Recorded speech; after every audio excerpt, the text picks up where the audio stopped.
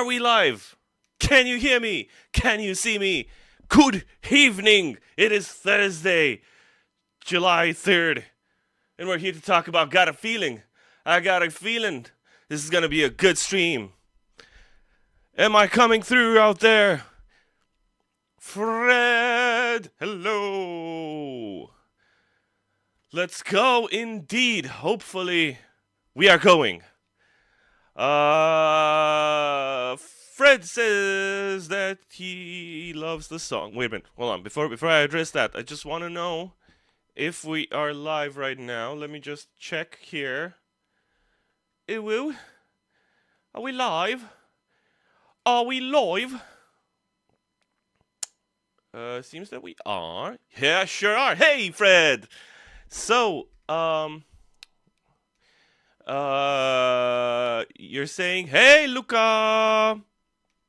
Oh, it's so weird. I have the chat over there, but like my chat in OBS over here is slower, so I'm not sure. Fred, you're saying that you love the song, by the way, and very happy to convince the twins into fandom. Okay, didn't take much that really. Yeah, George and Don are fantastic. You're talking about the Windmill Full of Corpses. Fantastic YouTube channel. Fantastic. I like to call them the dynamic duo of reactions. They're lovely, and you are lovely as well. Thank you so much for spreading the word, Fred. And I'm just so happy you like the song. Now, while we get this party started, if you'll give me just a second to actually post on social media and let people know that we are indeed live right now, right here. Look, that's you. You're over there.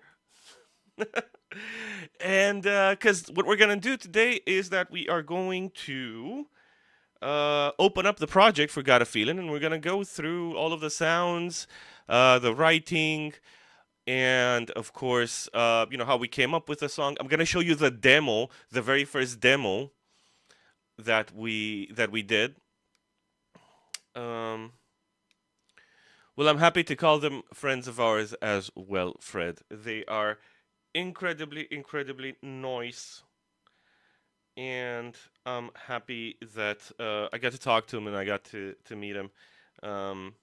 Apparently they saw us live last year at Rockshot Extreme Fest, which was crazy. So yeah, posting, just 1 second. I'm such a pro streamer, guys. Can you tell I'm a pro streamer?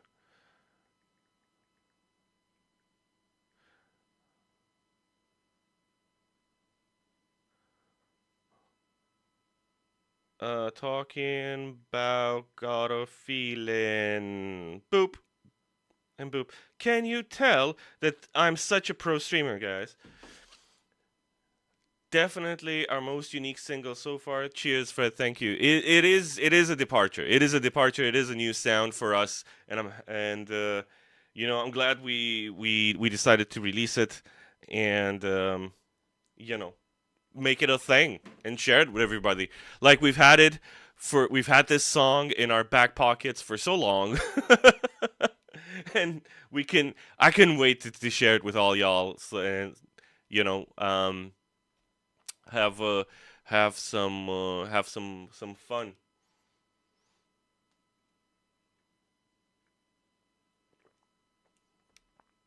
Okay, so today, as I said, it's Thursday. Usually, what we do on Thursdays is that we have a live voice chat on our Discord. But as Luca well knows, where I react to stuff that people send me, and like we talk about it and we share music, and I share some of the songs that I'm excited to hear because I don't have a lot of time, and it's getting harder and harder for me to actually spend time, just listening and to new music and checking out new songs, even new songs by artists I like. So I'm kind of using that as my secret, my secret. Oh, speaking of, I gotta. Oh darn it! I have to let the June Squad know. I have to let the June Squad know that we are live right now. Why didn't I do that already? Why am I so bad at this? But what I was saying is that yes, my secret. I have a secret excuse for. Secret excuse? I don't think that's the word I'm looking for.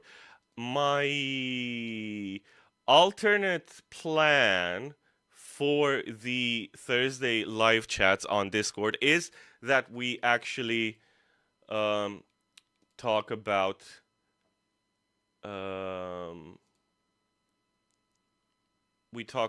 June Squad. We are live on YouTube talking about Got a Feeling. Is that I use those chats as a sort of an excuse, like my ulterior motive. That is what I was looking for. So that I get to check out new music and not just stuff from artists I like, but like from new artists that I haven't listened to or haven't listened to in a while. And I add them to my playlist, and then I listen to them again. So,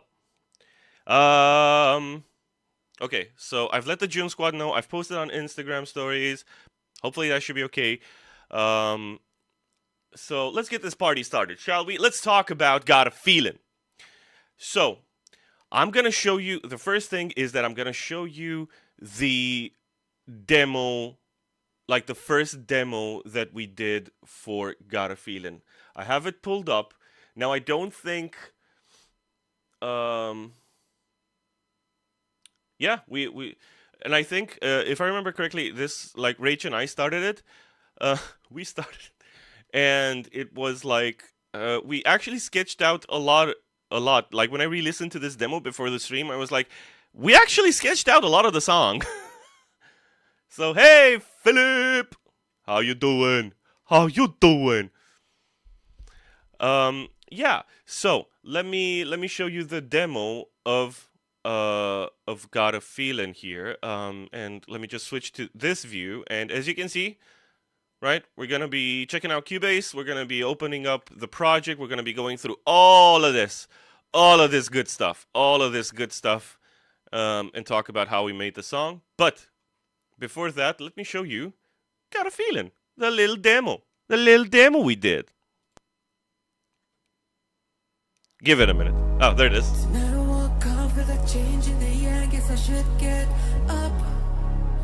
Don't know if I should share. Was a time when I could drink to forget. Would it help? Would it help with the cold sweat?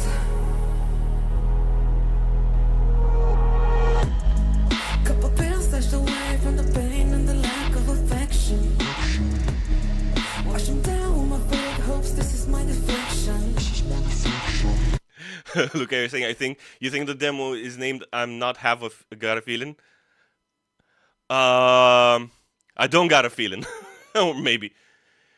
Philip, you're out grabbing a drink with your friends, but I'm gonna let the stream run in the background in case something spicy is revealed. Oh! Cheers, Philip.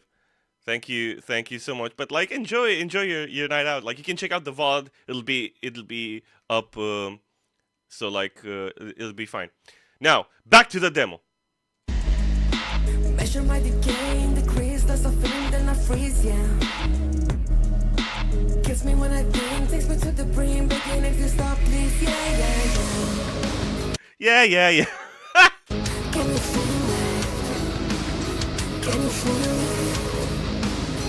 Can you feel it? Coming through the night, wish that I could fucking sleep, yeah. Note that it was initially, can you feel it? Can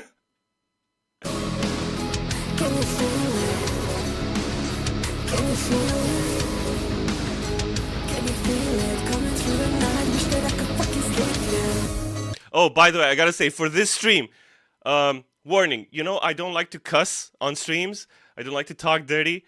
But we all know that Got a Feeling is a pretty filthy song, right? There's like a lot of swearing in it. So like, if you're offended by swearing, I'm sorry. But yes, it's an explicit song.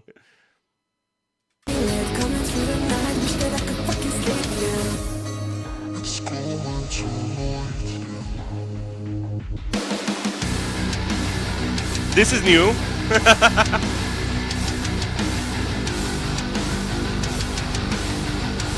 I think that this was initially what we sketched out as the chorus, because like we didn't believe that the can you feel it? This what were the lyrics? Hold on. Can you feel it? Oh, because we're just, can you feel it? Can you feel it? Um, we didn't believe that that was enough of a chorus, which is ironic right now. Fred, you're saying effects aside, that's very nearly the same. You really did know what you, yeah, a little bit, Fred. But as you can hear, like we were still exploring. Um, I'm gonna let this play out, and we're gonna talk a little bit about kind of what the idea, what the thought process, where we were. Um, Gosh, when was this? February last year. February last year. Like Wavebreaker wasn't even out yet. It wasn't even a thing.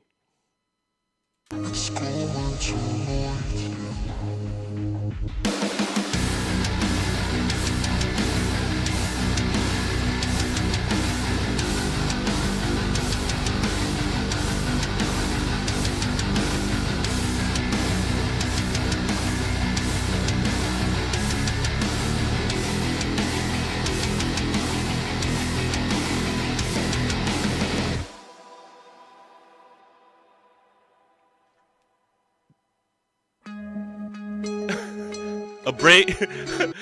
That is what we call. Well, that was what we in the in the Juntans Black camp call the now something needs to happen here break. A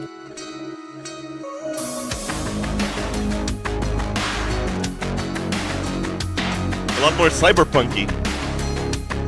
It's the year 2535.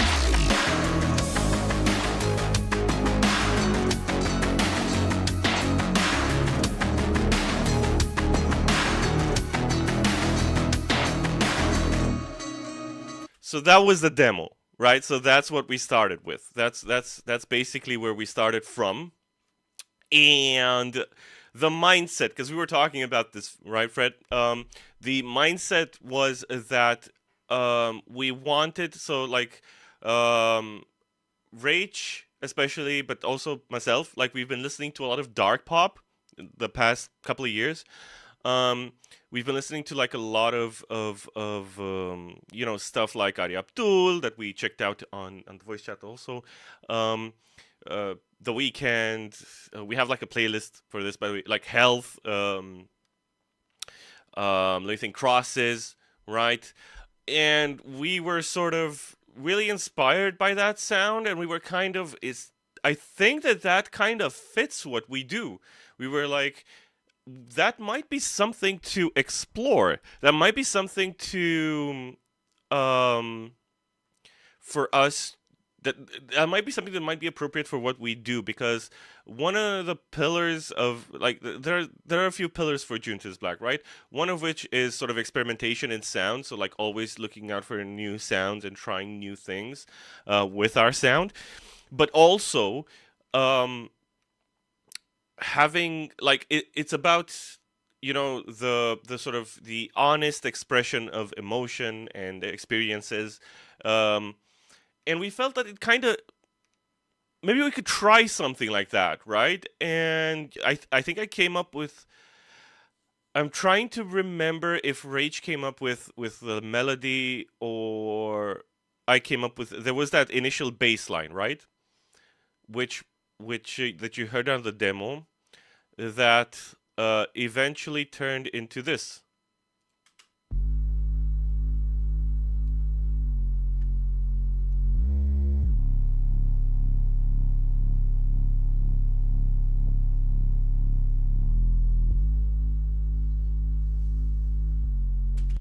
So that's what we had, that we had this sound. By the way, let me know if like the music is coming through okay. I've been messing with the settings because every stream, every voice chat, I keep messing with the settings. Hopefully it's not coming through too loud or too distorted, but also loud enough to where it's matching. If you hear something weird, sound off in the chat. So we wanted to try that out, and we've also been listening to like a lot of Chase Atlantic, especially in that period. We were really obsessing over Chase Atlantic, like their first two albums, I think. Um, that's why like we even had like Chase Atlantic as our sort of intro song, like before we went on stage. like if you saw us live last year, you probably heard "Swim" by Chase Atlantic, because Wavebreaker, Swim. Cheers, Fred. Thanks for the confirmation. Anywho, um, so we knew we wanted that. We knew we wanted the sort of the hip hop influence. We knew we wanted the dark pop influence. We knew we wanted the industrial influence. We just weren't exactly sure how to express all of that, because it was the first time that we tried to write like that for our band, right? In the past, Rach and I have had sort of side projects, and I've had my own side projects, some of which are still up on YouTube. But like, um, we've written sort of like in the past this type of music or adjacent to this, but not necessarily full on for June Turns Black. So that was it. It's weird, even though like in theory you know the concepts and you know how to write that style of music, until you sit down and do it a lot, it sounds like Baby's first song a little bit. But but indeed, like we knew from the start, like some things when you write them the first time, they end up in the final. There's even like a lot of sounds here in the final song that we actually did for one of the demos. So it does happen. It does happen a lot for us actually. That sometimes you just write something that is like you write it instinctually. You write it and you don't really think about it, and it just comes out great, and you just can't really escape it. You know that's one of the things. So let's get this party started. Let's talk about. Oh, by the way, and yeah, if you have questions at any time, feel free to sound off in the chat. So this is the mix project, right? So this is the. Yeah, you don't know how it'll sound, Fred, but by doing it, you kind of sort of slowly find out, and there are some things that you do end up with in the end. Oh, Reverse the Moment in the house. By the way, check out Reverse the Moment's latest song called Hell is a Familiar Place. Lovely, lovely lads. Fantastic songwriting, fantastic songs. And I've been lucky enough to work with them on some of their stuff. Anyway, hope you lads are having a fantastic night, evening. So, so this is the mix project. This is basically what I mixed in what I used to mix. This might not actually be the final mix, but it's close enough. It's fine. It'll work for our purposes. So let's start off with the basics. I showed you the bass, which is actually it's several bass sounds layered. Well, you should, Fred. It's a layering of several bass sounds, and the cool thing about it is that it actually follows the vocals. That's not something that was present in the initial demo, but if you listen to just the vocals and this bass, you'll hear that it follows exactly the vocals. Tonight I woke up, felt a change in the air, guess I should get up. Don't know if I should share. Was the time when I could drink to forget? Would it help? Would it help? Would it help with the cold sweat? Which that's something that we've been doing more and more over the past couple of years of writing. Making sure that the instrumental supports the vocal and follows the vocal. And that's a very, very, very, very important thing. Okay, let me show you the synths over there. So there's multiple sounds going on in the intro. A lot of them are subtle. You might have not picked them up right away, but let me show you. So first we have the chords, which is are sort of an electric 80s style piano.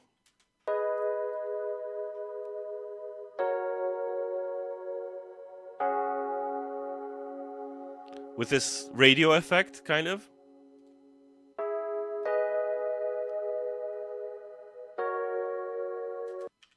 But on top of that, I have another layer of chords, an an organ sound.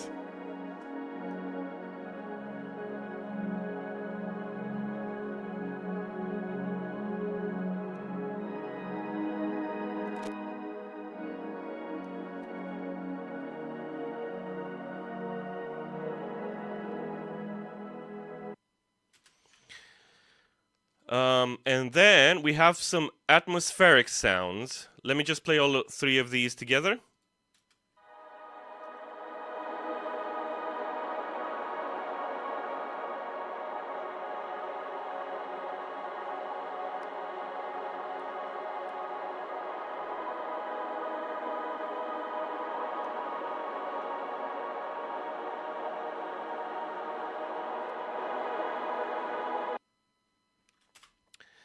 And that's to give it a sense of space. One thing, yeah, it might be. It might be. Interstellar might have crept in there as an influence. Like we did. The Rach is a huge Interstellar fan, so maybe that's why she liked it. I don't know. Um. Anywho, gosh darn it. I think I might have caught what is it? Mosquito. Anywho, um, it's been terrible over here. It's so warm. It's so humid. There's mosquitoes everywhere. They're killing me, man. But anyway, getting back to this. So when you layer all like these atmospheric sounds are there to kind of give it a sense of space and a sense of place. Um, I'm a for some reason I really like to sort of bring in not necessarily religious imagery, but sort of religious adjacent sounds. So like in my head, I was kind of picturing it like if it were like a comic book panel, and Rach would be um, there, sort of in like with hard contrasting shadows and like a big cross behind her for some reason. I don't know why. I don't know why. But that was kind of the image that I was sort of imagining in my head. But when you put these sounds together, is this.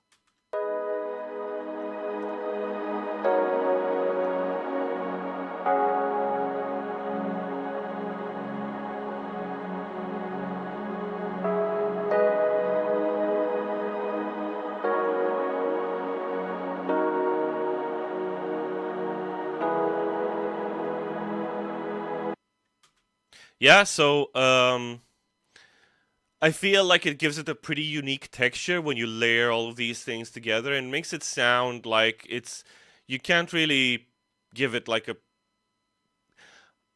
you can't name exactly what it is that you're hearing. It sounds more unique, at least to me. Fred is saying, one of the things I love about artists not strictly from the West is that you pick up things we used to, discard it, and breathe new life into it in unexpected ways. Well, that's certainly one way of putting it. If you were to look at old, there's a tradition of like during the communist era of artists stealing like songs from the West and sort of just replacing the lyrics with lyrics about, I don't know, the joys of communism, I guess. I don't know, but like there is something to be said about not necessarily picking up what you used to discard it, but it's like about more. I think more it's about there's a bit of a delay until the culture from the West truly um, impacts kind of what we do in the East. I think it's something that has that delay has reduced more and more and more and more and more recently, especially like with the advent of the internet and all of that. Um, but maybe it's more. I think more now. It's a thing. It's a matter of perspective. The way somebody from the U.S. or the U.K. or France or Malaysia or India or Japan or from Eastern Europe, South Europe, whatever, the way like Latin America, right? The way a person hears even the same, it could be like the same song, the way they hear it and the way they internalize it, and what sticks out to them and what appeals to their ears is of course molded by, where they are in the world. There's going to be an impact there. um, but it depends, I think, on a lot of factors. In the end, every person hears music differently, and every person and every artist absorbs music in a different way, which I think is cool. Okay. This is what I want to show you. So this sound is one of my favorite sounds. I think it's a sample, and basically it's tucked in there, and I think it's blended with some of our vocals.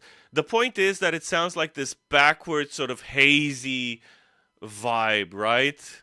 And I absolutely love this sound.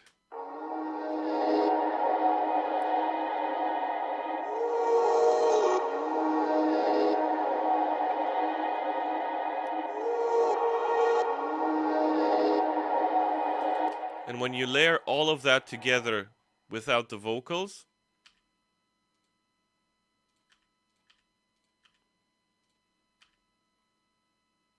you get this.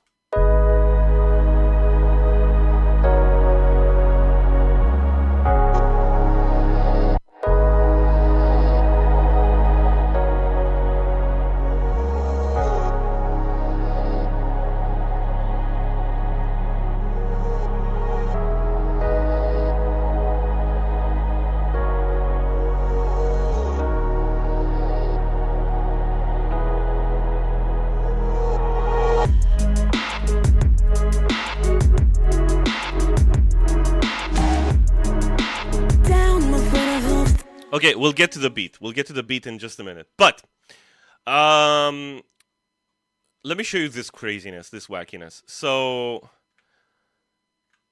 do you see all of these little things? So this is one of the things that I do as a producer and mix engineer.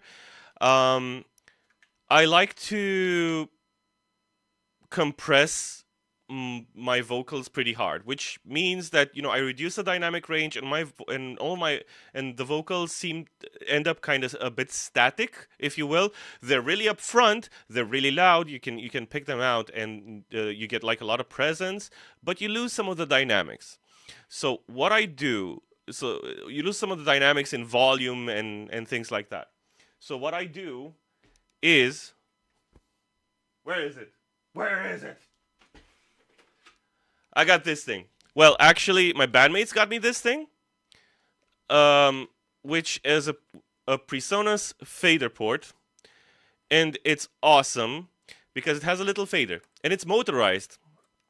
So what happens is that I can actually record, sort of like, okay, let me explain this. Let me try to explain this better. So this that you're seeing on screen right now, all of these little points, these control the volume of the vocals.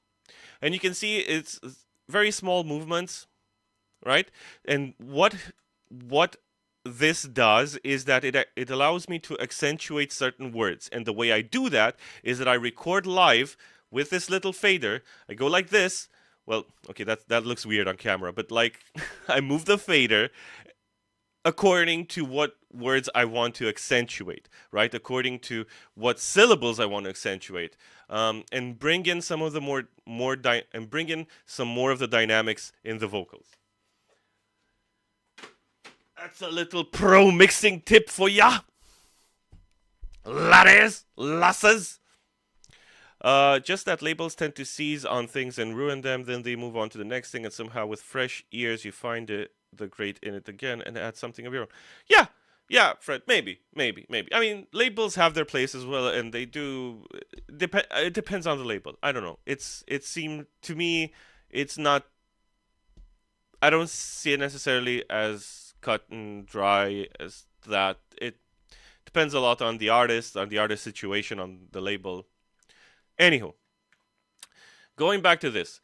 So you can see that basically, in order to add more dynamics, to like bring in some of the bring back the dynamics of the vocals, I'm doing this, and I'm doing this throughout the entire song, and I do this for every song. But let me show you some of the background stuff that is happening, some of the vocal effects, because these things are really tucked in there, and I'm really curious if y'all caught them.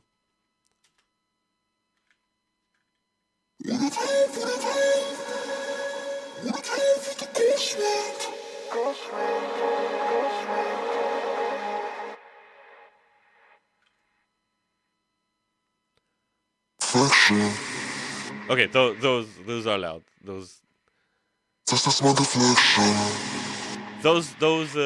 low boys, you caught them. But like, there's these little octaves that are would it help? Would it help? Just to reinforce certain words, right? And then we have this hazy, echoey lead into the first verse. Yes. So little effects like these, I used to overdo a lot, especially on Wavebreaker. There's a lot in there. But for gotafeelin, we actually stripped back a lot, and focused more on having more unique and more purposeful sounds. Okay, let's check out the beat, yo. Why did I say yo? What's wrong with me? Okay.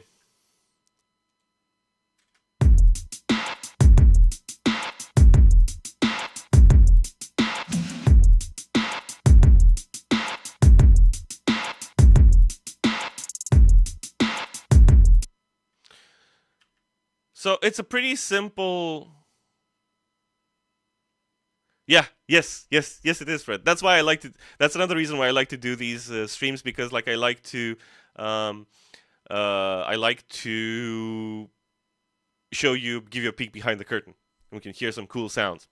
So it's a pretty simple beat, but the cool thing about it is that we have multiple hi-hats going at the same time to give it more motion and more sway.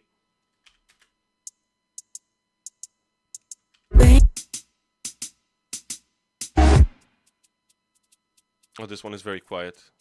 Hold on. Let me turn this up just one sec so that you can hear it.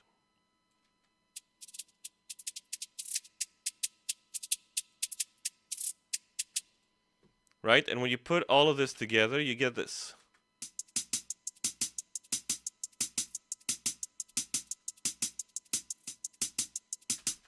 And just makes it a bit more organic, makes it a bit bouncier, I feel. Okay. Let's talk. During this verse, we also have the intro bass that we used is still there.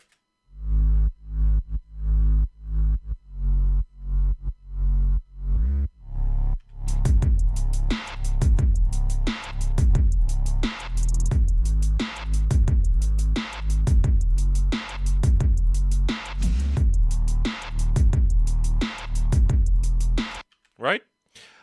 It's a bit dirtier, it's a bit nastier, but it leaves like a lot of room for the bass. You'll probably you'll notice this a lot. One of the big things about this song is a lot of side chaining, and side chaining is, we've talked about it a bit before on our streams, but basically it's ducking certain instruments in volume when the kick and the snare hit. This is the type of side chaining that I'm talking about here. There's other types that I'm using all throughout the song, but that's the main type. And you'll see this. You can see it on the waveform. It's already pre-ducked, right? And you can see like the space here. Like if we were to look at the kick and the bass, this is what I was looking for. You can see that they're trading places. Sometimes to the detriment of the bass. That was something that I wanted, because I wanted the drums to always hit, and to hit with maximum power always. I love aggressive drums, even when we're talking about beats and electronic drums. I love them to be aggressive. I love to feel the punch of the kick and the punch of the snare. Um, you can see it happening on synths as well. And this is a trick that I stole. I didn't steal it. I mean, everybody steals in when we're talking about production and mixing, but it's something I learned that Skrillex does. That's why when he came out with Scary Monsters and Nice Sprites, everybody went crazy because like the drums were so heavy, right? Because when the drums would hit, nothing else would be there. Like you just have the vocals basically. And you can see that all of my synths are pumping like that. And all throughout the song, the synths are pumping. That's because I wanted to have that club haziness to it. I wanted it to feel like super punchy, but at the same time, like you couldn't really get your footing.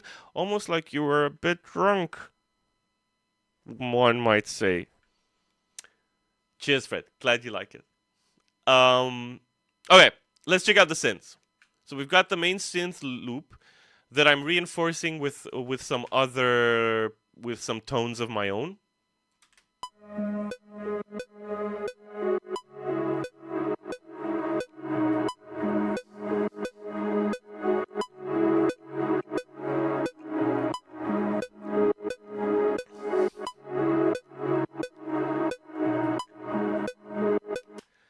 Very simple melody, but be mindful of the fact that I didn't just like take a loop off. I didn't just buy a synth loop and then just put it in there and then just leave it like that. Like I wanted it layered because like I wanted it to get a bit of a unique sound to it, right? And to not just like be something that is easily reproducible, and by anybody else, or that it's stock, right? I didn't want it to be stock. Marcus, hey. Be proud in stealing techniques. It's a musician's bread and butter. I mean, it kinda is. But also producers, engineers, like that's there's a lot of stealing, but like in a positive sense, right? Everybody's sort of learning off of each other. Learning each other's tricks and techniques, and some things work for you and some things don't, right? Fred, you're saying very properly a beat, very DJ, very hip-hop influence. Yes. Hip-hop has been a thing that has influenced our writing a lot in the past year.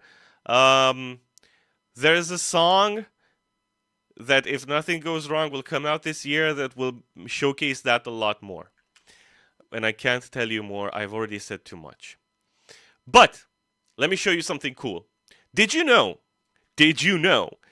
that there's a funk loop in the verse?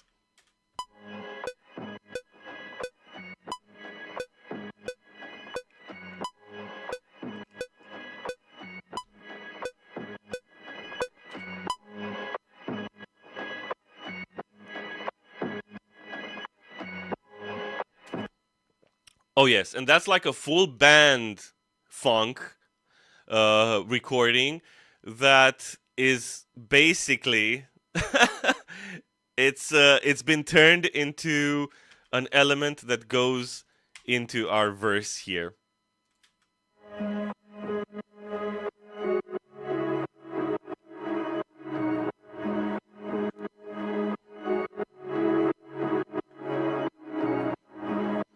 And when you layer that with the bass and with the harmony of the bass, because there's something very specific that is happening here in terms of... Oh boy. I'm going to show you on a piano in just a minute.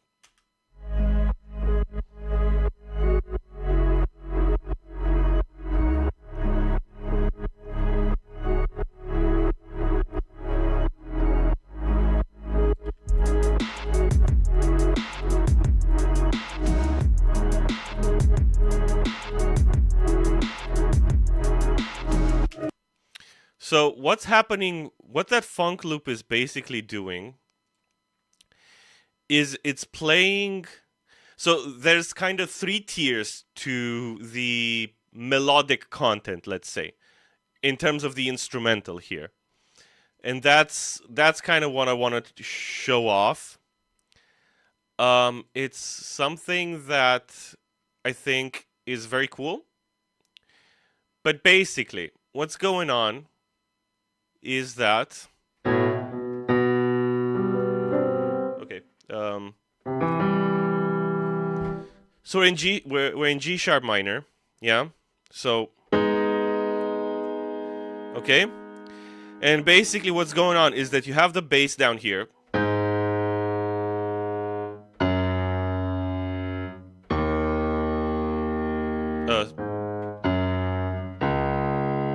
Yeah.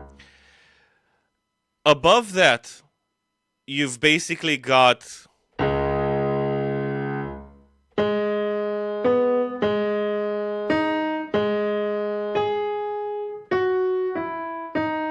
yeah. And above that, if I can get these things off of my keyboard, above that, you've got the funk loop going basically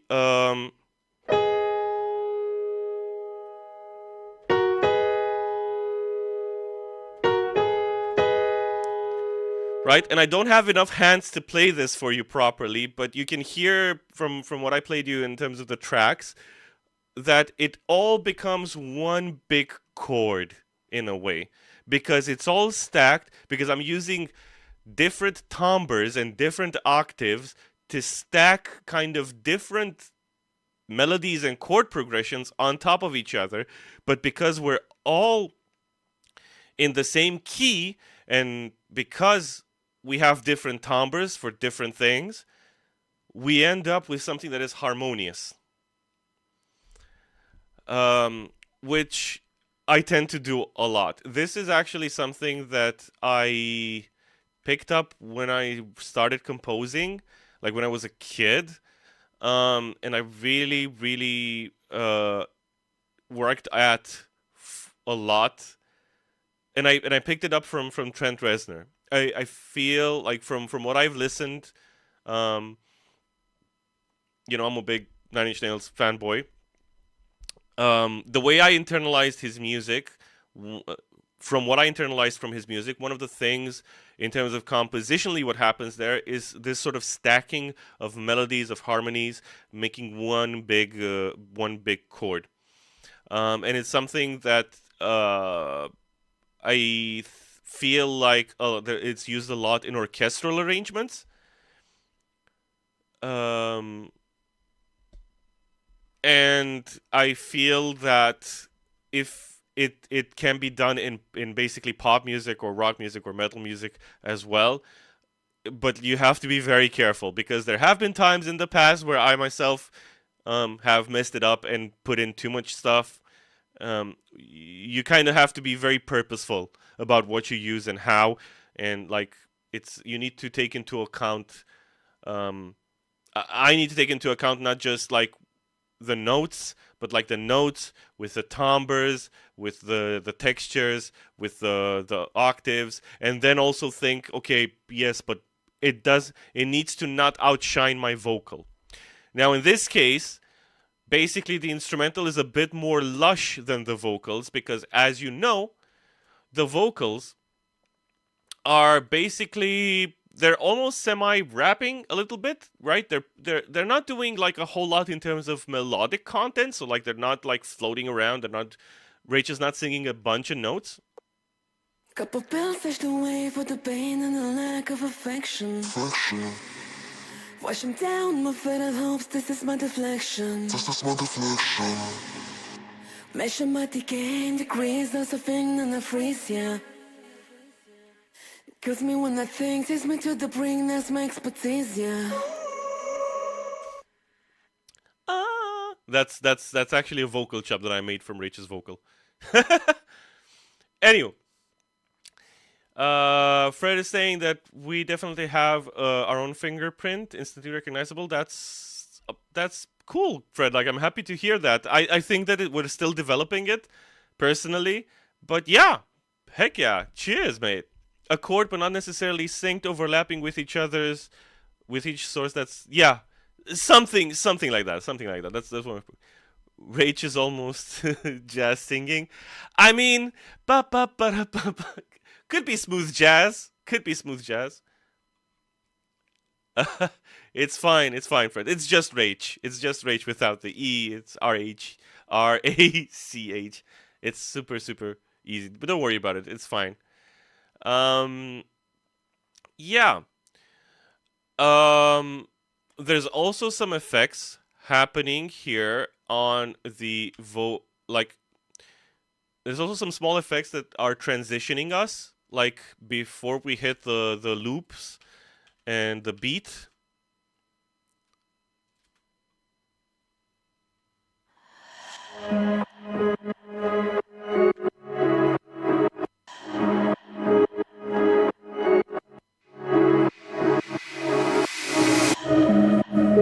There's like these breaths and this riser here.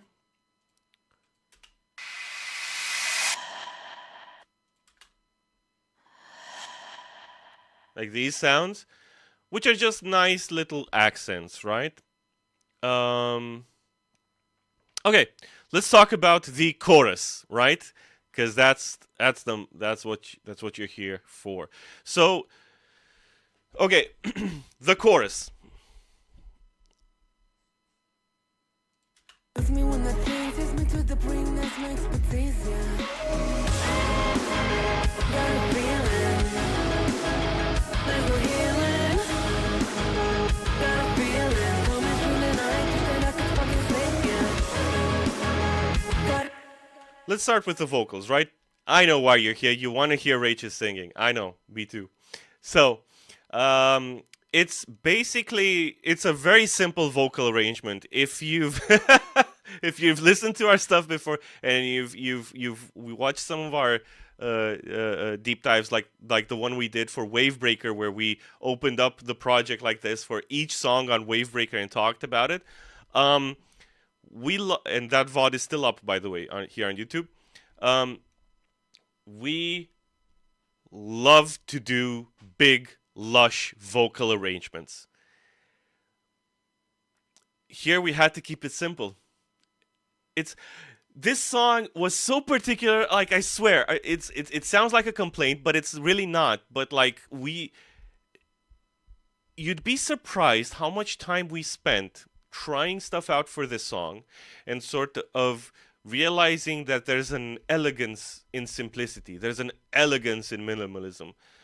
Just because something seems like it's simple, that doesn't mean that it didn't take us a long time to get there. It didn't take us so much refinement to get it right, exactly how we wanted it, right?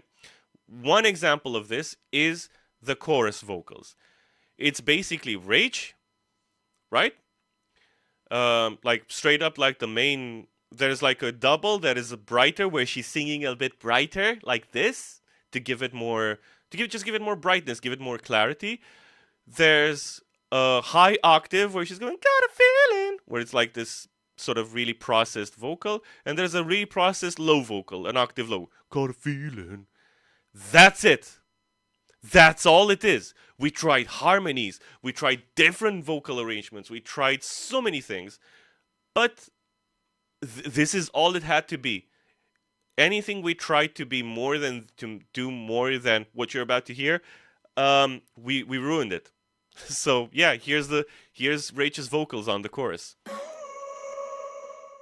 Got a feeling, there's no healing. Got a feeling, coming through the night, wish that I could fucking sleep, yeah. Got a feeling, there's no healing. Got a feeling, coming through the night, wish that I could fucking sleep, yeah. That's all it is. And it just sounds great. Like, why would you mess with it, right?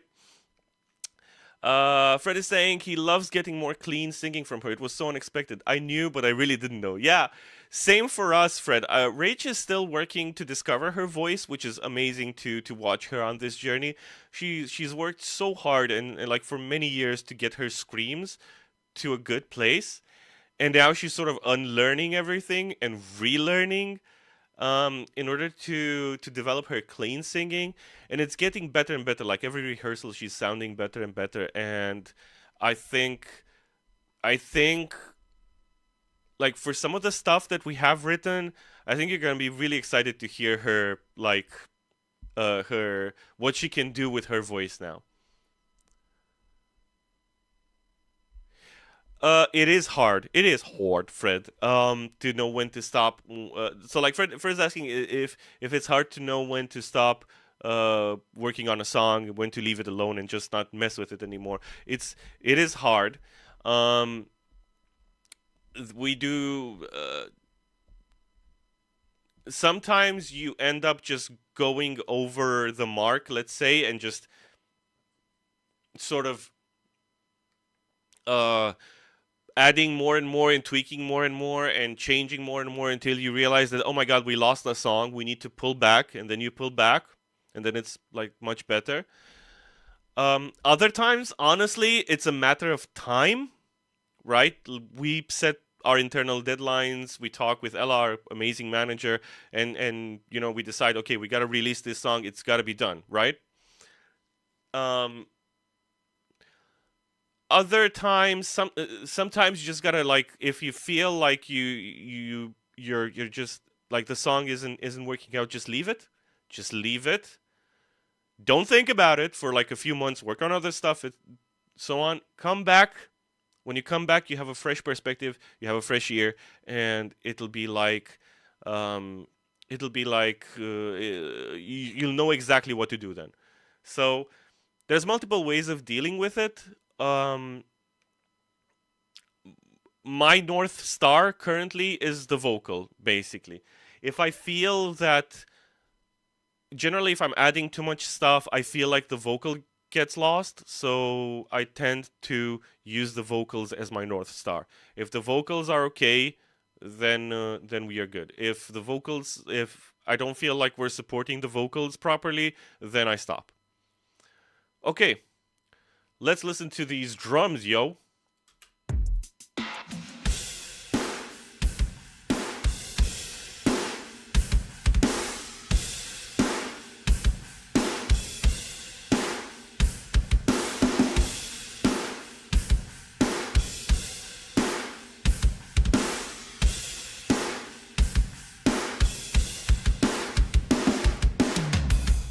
That is an over the top drum sound, okay? I know.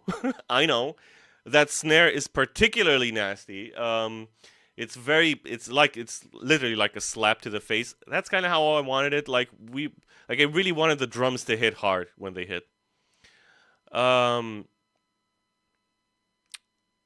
but yeah, drums again, pretty simple. Like I was talking with David about this, and he was like, "Man, I don't have to do a lot here. Like we don't need to overthink this. Like we can just have them, pretty simple." And especially because there is something that happens with when you put the drums and the bass together. And let me show you that, because it's the main sort of rhythm, right? In the chorus.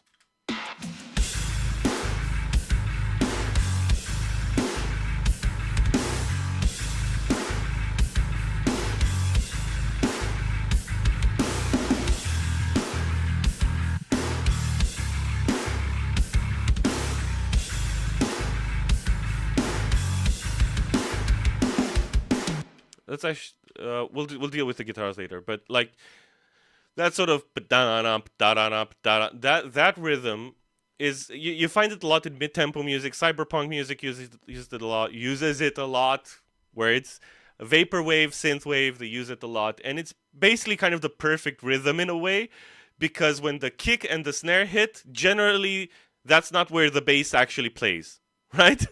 Because like one, two, three, four, 1, 2, 3, 4, yeah, da da da da da da. So like it's the perfect clean stable rhythm in a way. Nothing is clashing with anything. You have your bass being low and fat, you have your drums hitting hard, and nobody is arguing with anyone. Oh, cheers, Fred. Rach is really like one of my favorite singers and one of my favorite vocalists. She's amazing. She's amazing. Yeah, yeah, you could say that, Fred, about Negative Space. I don't know about jazz necessarily. We're not really like a very jazzy band, but like I see where you're going. I'm picking up what you're laying down. Let me show you the guitars because I know. Look, I know we have a lot of look.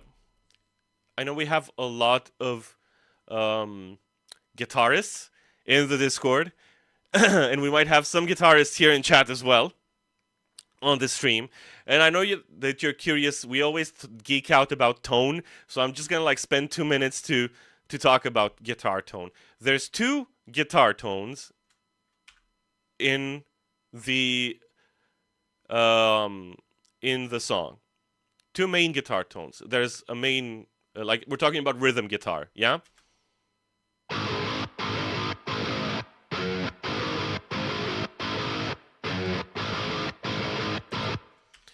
Which is basically what am I using? I'm using Gojira X and GGD Studio Cali Caps. That's what I'm using.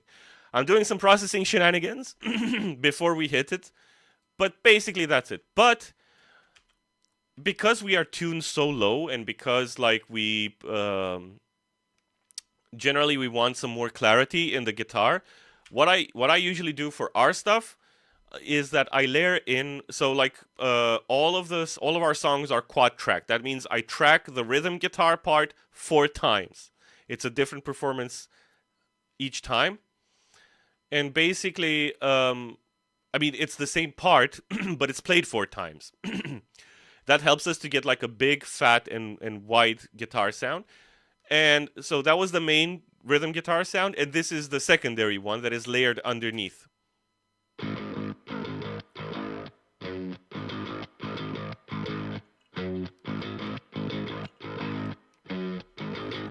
And what this does is that it gives us more clarity and more note definition, but also ties us into the bass. Because, like, if you listen to the bass,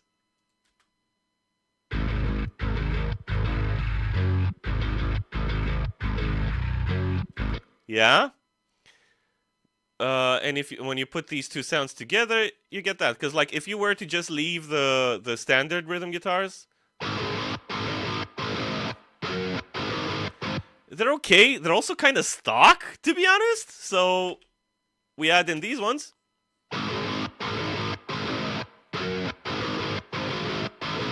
Also brings them a lot forward, yeah? But that's not all, because I'm sure that you heard it. There's also a parallel reverb. Yes, Dan loves his reverbs. It's time for that meme again. Basically,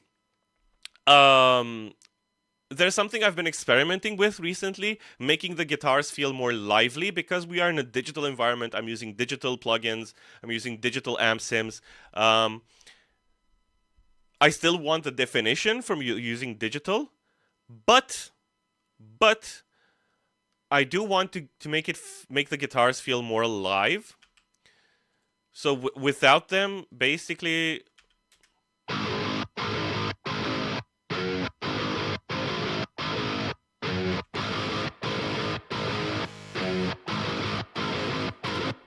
gives them more space, makes them feel more alive. I feel that it really adds a lot, and it helps to connect them with the drums, because that's another thing. You hear that the drums are very roomy, very reverby, very alive.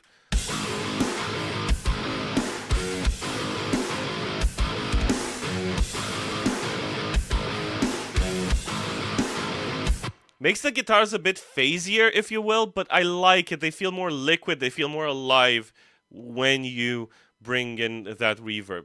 But also, there's the chainsaw synth. I love to layer distorted synths with distorted guitar. Jeff from Sartelli Studios actually picked up on this.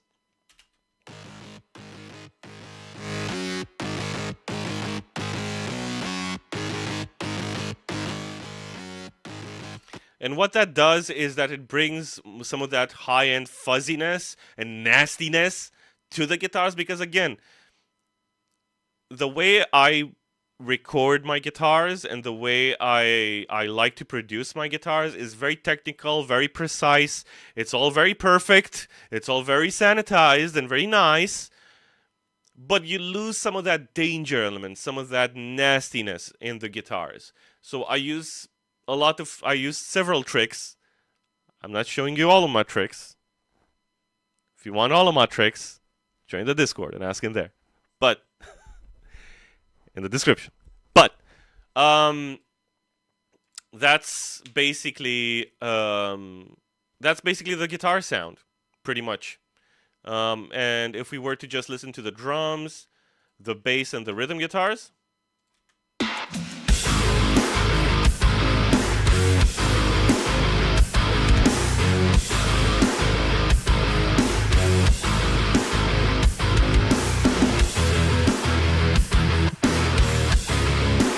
And let's hear the breakdown, actually. Let's jump to the breakdown in action.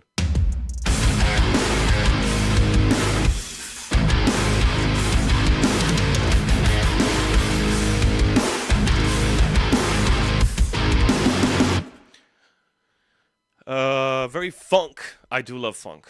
A bit of Mick Gordon production. Not a bit, a lot, Marcus. We have several songs that use a lot of Mick Gordon stuff.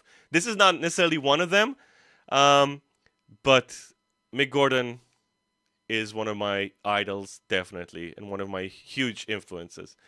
Fred is saying, like an old school fuzz face analog pedal, but without the uncertainty. Funny you should mention that.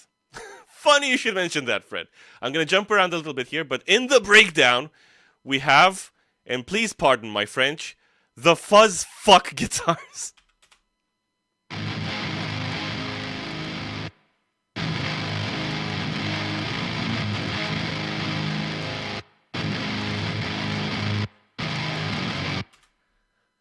So basically, those are guitars that have an octave up, an octave down, a fuzz, and some extra stuff in there. And they are very nasty. And what they do is that they help to make the breakdown feel like even heavier, right? I'll mute them on and off.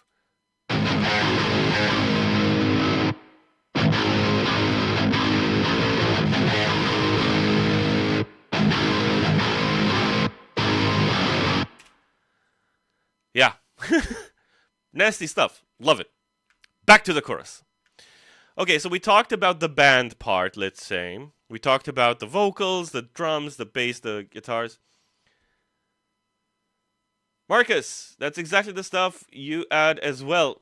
Call it the corn guitars. Yup, the corn guitars. Always. Always love me some corn guitars. In the chorus, we also have some lead guitars.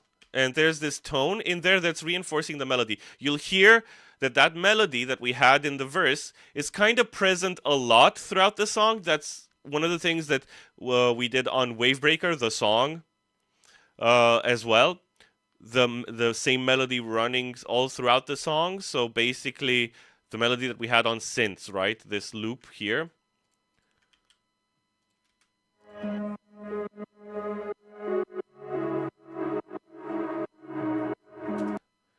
This actually is picked up in the chorus by the synths.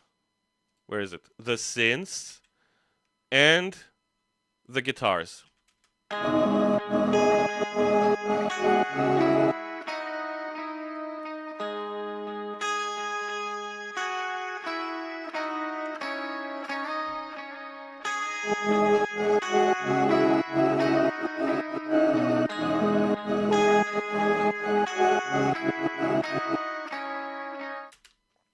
You'll notice that the synths are, again, very sidechained, very choppy, because, again, I want my drums to hit.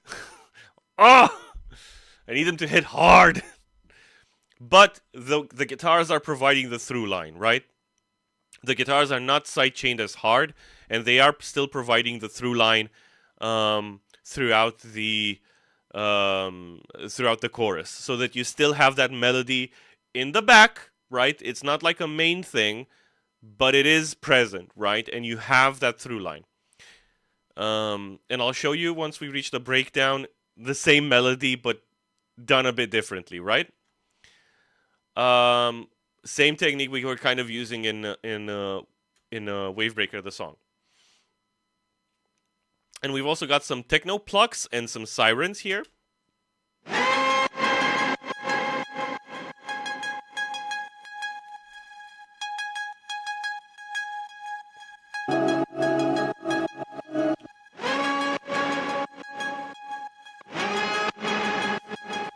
So initially, this sound, this siren, like this is basically a sound that I hear a lot in cyberpunk music. It's from that tapestry basically. So I wanted it here, but Rach halfway through said, "Okay, now pitch shift it. What if it actually like played some chord? What if we use it as a bit of chords, as a sort of chord progression, but like."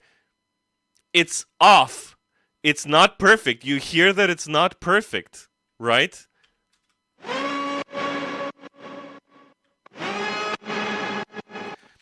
This is so okay. Oh my god, I'm about to unpack the level of craziness that we had on this song. So, everything in terms of drums is tuned to perfection, and I'm talking perfection. I'm talking each kick, each snare, electronic or acoustic, each sample, everything is tuned to perfection. And let me tell you how crazy that is, because plugins lie to you.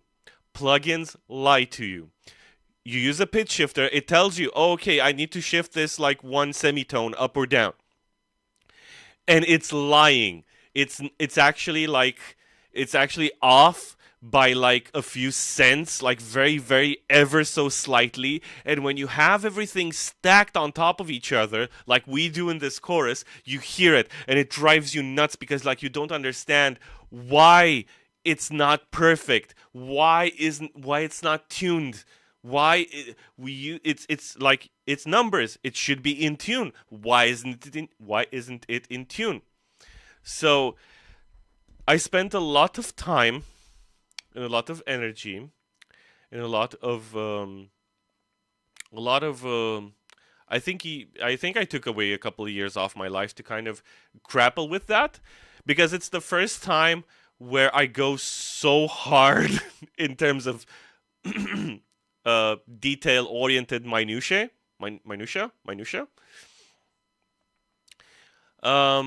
And it's especially important that everything is tuned properly, because this siren is not.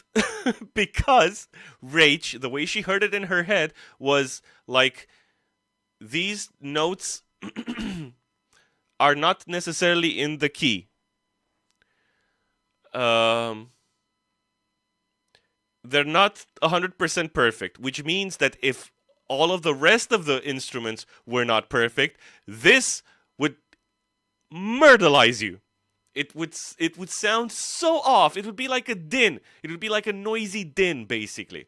So it'd be so bad. But because I spent so much time on tuning everything, like for example, the snare, it's a G sharp. It's a G sharp.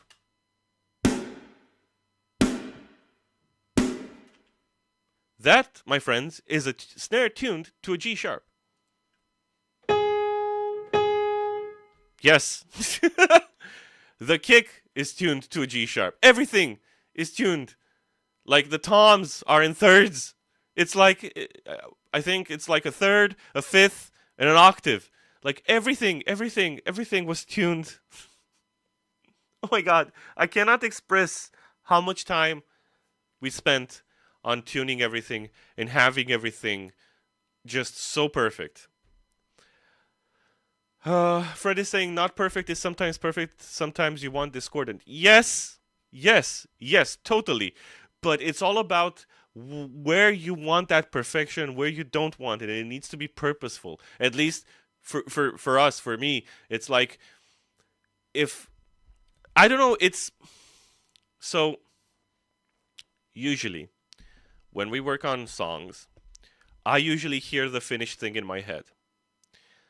And like fully finished, like mixed, mastered, all of the stuff in there, everything tracked, everything edited, everything perfect. Yeah.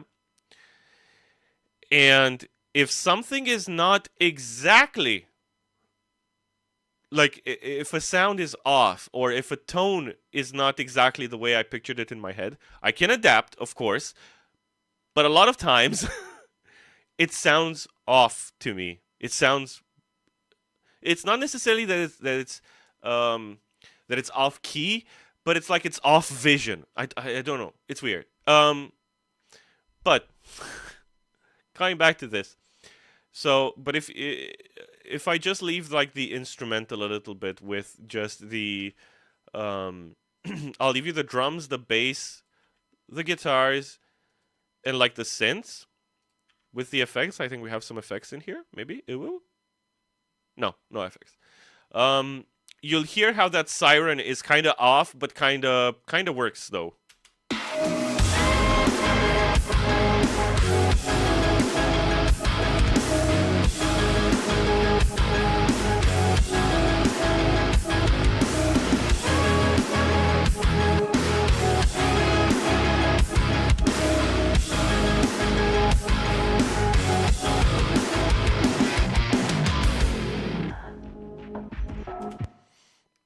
Okay, but that's pretty much the chorus. It's simple, but it so works. It's like, why mess with it? Why change it? Why have it?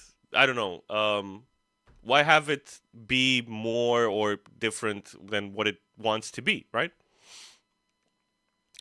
Um, and I think that, if we were to think about the sort of the name of this stream, right? I choose a very clickbaity name. Sorry, I'm trying to get our stuff out there, but um,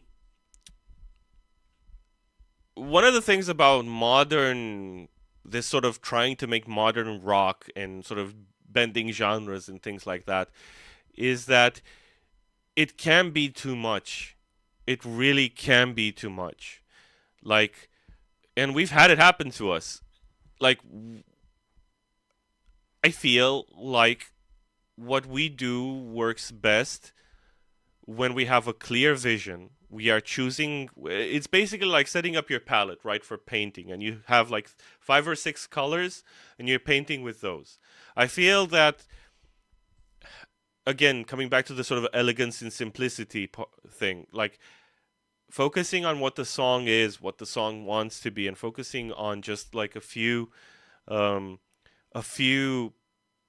colors to paint with and blend and combine, I feel like that yields some of our best songs, if you will, rather than trying to cram as much stuff in there. Like, not saying our other songs are bad, I'm just saying that personally, right now, I feel like painting with a clear palette is, and writing with a clear palette and with a clear vision is a lot more helpful and yields better results.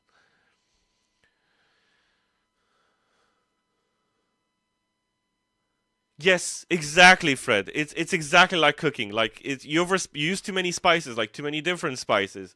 You put in too much garlic. Yes, I think that that's a great way to put it. Um, the cooking analogy, I use the painting analogy a lot, even though I can't paint. um, but the cooking analogy is perfectly is also perfect. Yeah. You just have to have the right amount of spices, the perfect amount of ingredients, and the right ingredients, and also to have the freshest ingredients, right? Because, like, you know, there's a lot of talk. Oh boy, it's hot take time. I don't know if it's like necessarily a hot take, but like there's a lot of talk about, oh, you know what? Um, everybody music today is so sanitized and so edited and so perfected and so on and so forth. It's not real anymore, man. It's like it's you can there's no nobody needs to try anymore. You don't need to play well. That's what I'm getting at. There's this comment of, "Oh, you don't need to be a good musician if because like we have the tools to fix everything." It's no. That's not how that works. Oh, you poor flower child. No. My brother, no. My sister, no. It's if you're a terrible singer, there's no amount of magic I can do in the box, no amount of fakery, no amount of jiggery pokery, no amount of auto tune or whatever that can fix it. It's gonna sound terrible. Like, if you don't know how to project your voice, if you don't know how to send an emotion through your voice, there's nothing I can do. And the same with guitar playing. Like, if you don't know how to hit those strings, how to attack properly, how to phrase and to phrase your guitar parts in such a way that they fit the song and the part, there's no amount of editing I can do to fix that. Like, it's still gonna sound bad. um Same with drums, same with whatever. If you're a terrible drummer that is not consistent in their hits, sure, we can fix it, but it's like it's not gonna sound good. It's not gonna sound well. Let me put it like this: it might be possible to get it to a place where it's decent, but it's not gonna be awesome, right? That's what we're talking about here, and I feel that this argument, exactly, Fred, is BS. Of there's no more soul in modern music. I feel that there can be a lot of soul if you really put your heart into it and you really try to make something that represents you completely and that is outside of outside of the comfort zone, if you will. Because, like, even this song, you could say, oh, you know what, it's just a simple song, but it's really not. We'll talk about lyrics more, but once we just go through this song. But, like, there's a lot of things that are outside of our comfort zones. We are going to be blending some stuff, and I'm going to show you over the breakdown, like, in terms of sonic elements that we're doing. It's not like, again, like, we're not just throwing stuff in there and calling it a day. We're blending, we're trying to create textures, everything is intentional. Everything supports the concept of the song. The idea of this song is to talk about substance abuse, about alcoholism. You can hear that in the haziness of the synths. You can hear that in how Rach is sort of singing, like, breathy, but like closed, right? But I'm holding it together, wasted energy is lost in a haze, yeah. Right? You can hear that. You can hear the rage in the breakdown of that, of just losing your stuff because, like, you can't deal with how much of a wreck you've become due to alcoholism, right? You can hear the self-reflection in her voice. You can hear the darkness. You can hear that. You can hear in the way, like, I play guitar, that this is something that has affected me or my family, right? It's not just, oh, we're just doing, I don't know, we're just doing an X band, right? We're not just doing that. At least I don't feel, and I hope that comes across through the music. I know, maybe this is not my song anymore. This is everybody else's song. This is your song, right? Because it's released and it's out in the world and it's yours. But I do hope that earnestness and that passion and that heart, really, I think heart is the word I'm looking for. That heart that we put into the music comes across.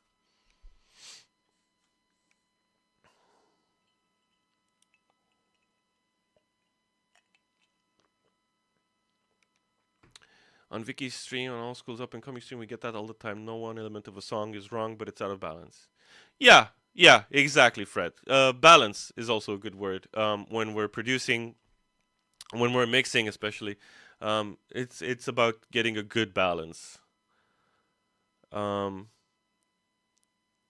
If you go all the way with autotune to correct bad music, you will hear it. It's too level. There's no emotion. So yes, in some bad music. Yeah, still, it can be an aesthetic.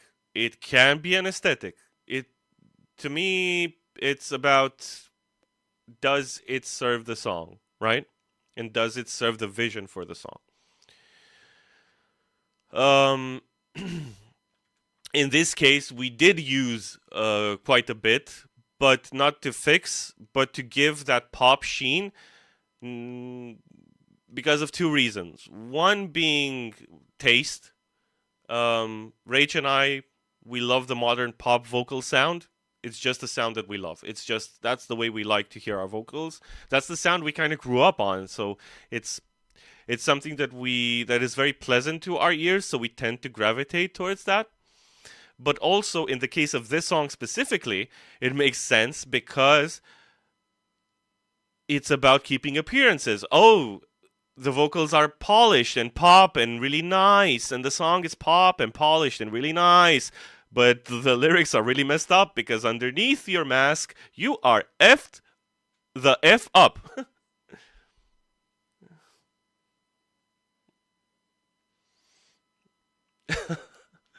Cheers, Fred. Yes, yes. I won't speak for Rach. I'll let her tell you, but I'm a pretty emotional guy. I don't know if you can tell from my rants here, but I am a pretty emotional guy, and I put that in everything I do, basically. Okay. Yeah, exactly. Exactly, Fred. It's like distortion for a guitar, basically. Or like an amp or like a pedal. Okay. Let's check out this break here before the first breakdown. Oh, there's this cool E-kit part I really like.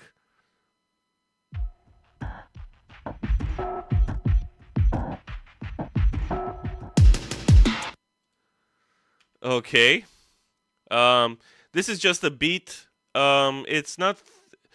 It's basically like multiple glitched drum loops, basically, that I combined, that I really, really love. And I love that it has a bit of melody to it. You combine that with this Reese bass sampler. This is basically a sample of a Reese bass that I put into a sampler and then pitched to be the note that we needed.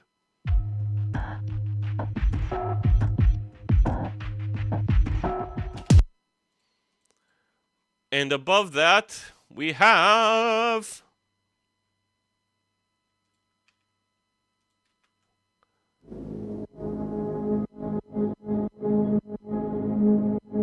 And again, ducking when the kick hits, right? And of course, for the vocals, we have the one in, like, I think this is one of my favorite sounds. Like Rach and I, we keep saying it to each other. It's coming tonight, yeah. It's coming tonight, yeah. We love this low boy. This effect, we just love it. We put it everywhere. We can't help ourselves. But this break, right, symbolizes that sort of calm before the storm, because the breakdown is coming up, and if you've been around, I don't know, it depends from person to person, but like some people in my life who've had issues with different substances, it's they tend to sometimes like just explode right out of the blue, right? So it's like you feel it coming, you can feel it coming, but it's like it's still sort of surprising, right? So this is why there is a little break, a little calm before the storm, and then we go, right?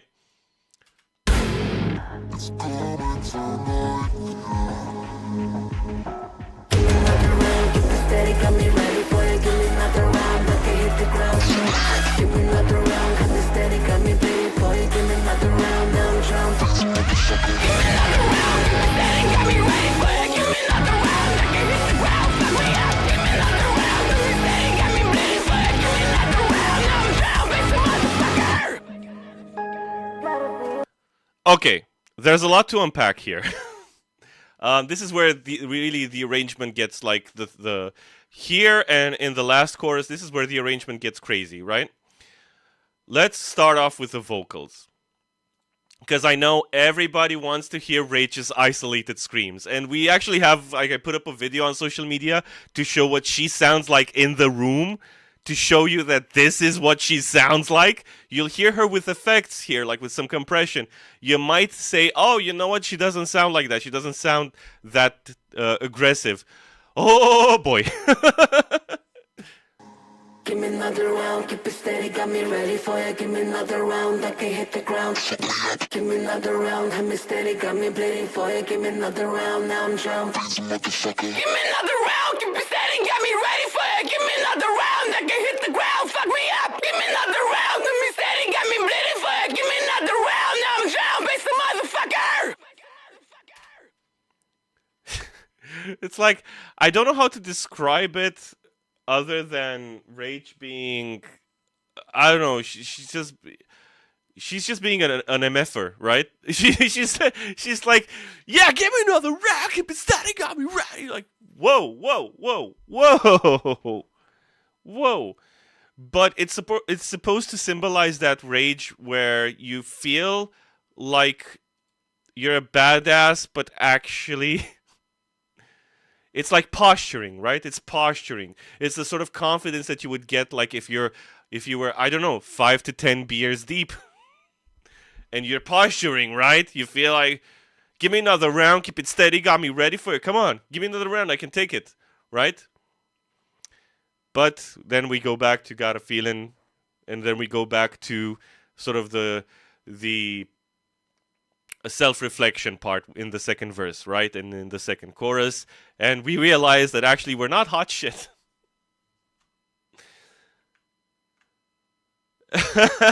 Yeah, Fred, I get you, mate. I understand. I totally understand what you were just saying over there. If you catch my drift. But let's talk about production here a little bit. So there's actually two drum kits happening. There's the sort of the acoustic drum kit, and there's the electronic drum kit. If you catched our Wavebreaker stream, you might know that We Kill What We Love is sort of similar in that way. But I have learned how to do it better. One thing is tuning the samples. The other thing is making sure that, again, we're not overcooking, right? We're not adding too many ingredients. So there's the... Let me show you the drums real quick. I'm going to show you the acoustic drums. I'm going to show you the electronic drums. And then we're going to hear them together. And you'll hear what a difference adding in these electronic layers make.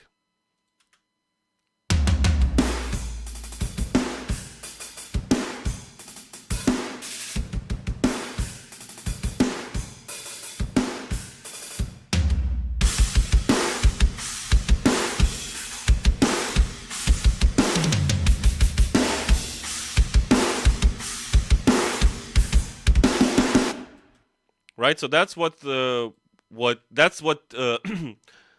of it this way. This is what David is playing live, right? But alongside that, almost as loud as that, is this.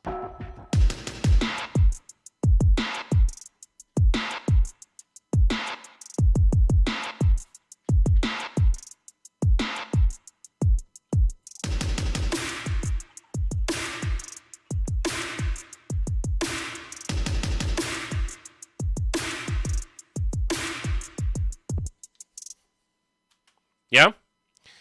So basically what happens is that when you put these two together, though, you get this drum sound.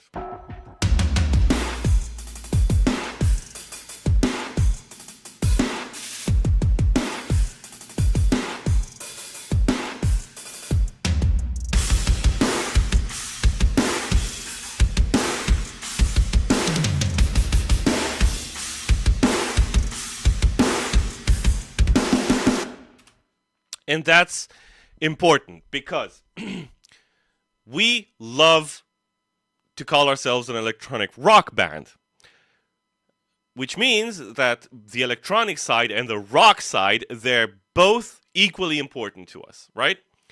And that's why I like, we wanted the drums to feel not necessarily like, you know, not necessarily to feel like it's your basic acoustic rock kit, but to feel enhanced, to feel like, okay, they're more mechanical than that, right? They have that electronic music component. And again, keeping that theme in mind, because again, like, this is one of the pillars of our band's sound. Electronic and rock, both working in tandem, and both just as important, yeah? Basically, if we bring in the bass, the first part will be with like an 808 synth bass, and the second half is like with a real bass, right?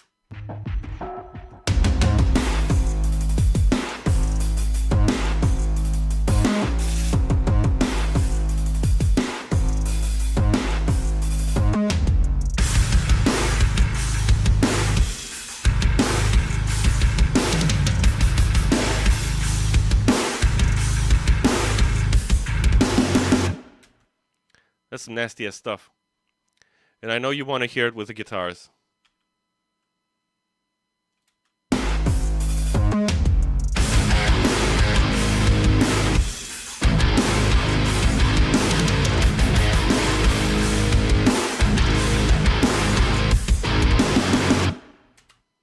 Yeah. And give a shout out to my boy David over here on the drums, because like he started to change up the way he writes drums, like the way he thinks about drums, and you can hear like all the little accents he's doing that are sort of coloring this simple groove in a way. And yeah, Fred, they balance out. Yeah, exactly. And we were talking about the melody, right? We were talking about this melody, right? That's in the verse and in the chorus.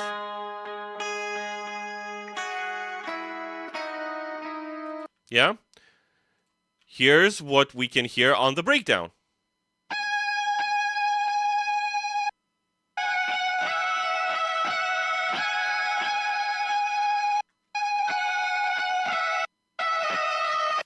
And spoiler, here's what's coming in the verse.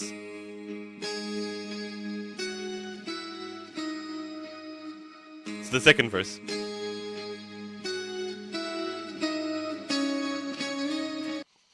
So again, you hear that thing, which I love doing for some reason. Like, I love doing it more and more. You have a theme, you have a melody, you have a chord progression, whatever it is, it's a theme. You add variation to it. You move it from instrument to instrument, right? Maybe it's on a synth, then on a guitar, then on a piano, then on a vocal, then on a bass, then whatever. But you have it going throughout the song, the through line, the concept, the idea of the song, right? Because if you listen to that melody, I'm about to blow your mind right now, hopefully. I don't know. I don't want to sound cocky or arrogant. Sorry. I hope, what I wanted to say is that I hope this is going to be as interesting for you as it is for me. Because check this out. That melody, yeah?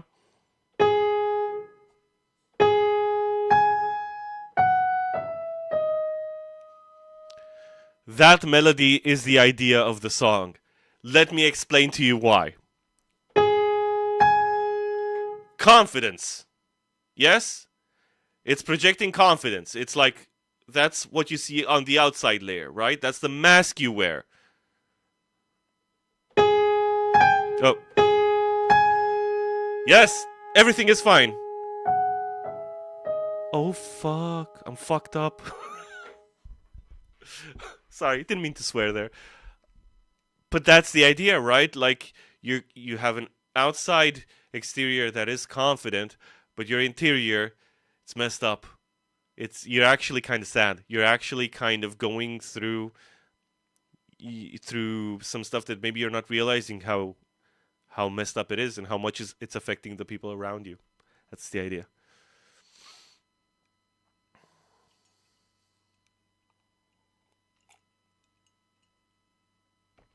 Yes, Fred. If we're talking about those old, um, if we're talking about the synth, like the drum machines that were used in the late 70s and the early 80s, yes, I mean, they didn't sound like fantastic. I feel like the best sounding, one of the best sounding kits or drum like electronic drum kits is is the one used by Phil Collins on In the Air Tonight, and the way he used it, right? It just feels, I don't know. It just feels right. Like I wouldn't change it there, right? I wouldn't add in an acoustic drum set on the part until the big Phil Collins tom Phil, right? Um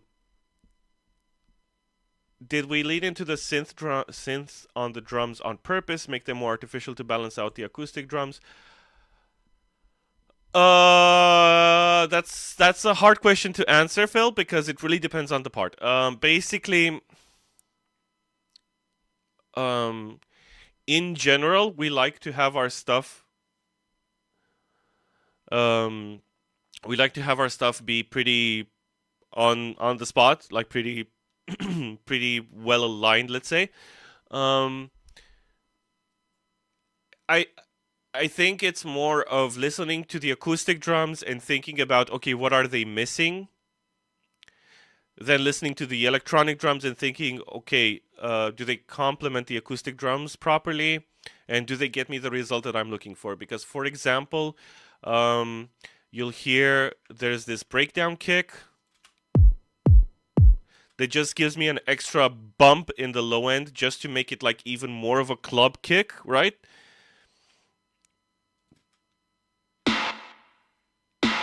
This snare added with the acoustic snare makes it sound, brings in that sort of electronics noise snare vibe. Just I don't know, it's like thinking about, so I think it's about taking into account the like the particularities of each kit, what they do well, what one kid does well, what one kid does well, and like making sure that they complement each other, but also taking into account like what type of balance I'm looking for. Am I leaning more towards one or the other, right? Or am I trying to get smacked in the middle, right? Yeah, exactly, Fred. It is supposed to be uncomfortable. It's an uncomfortable topic, but presented in a very pop way. So, okay, let's check out the synths. The synthesis.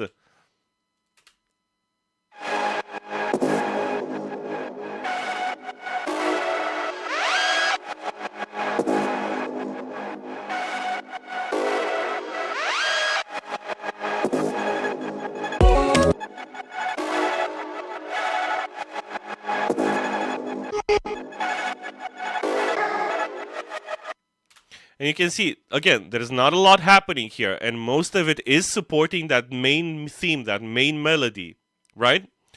Other synths are basically just adding more motion to match the drums, right? If I were to just play you the synths, the bass and the drums, I think you'll hear the effect.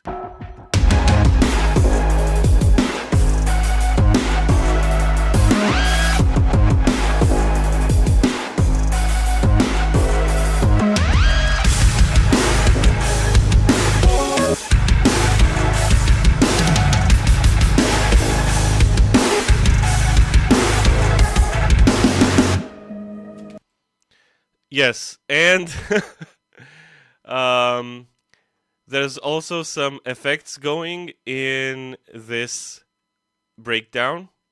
So it's nothing like too crazy. You see that it's basically like a few tracks in the synths, but that's because like I've consolidated, I've combined already the sounds, so they already have like all of the things in them, if you will. Let's check out the effects. What are the effects doing?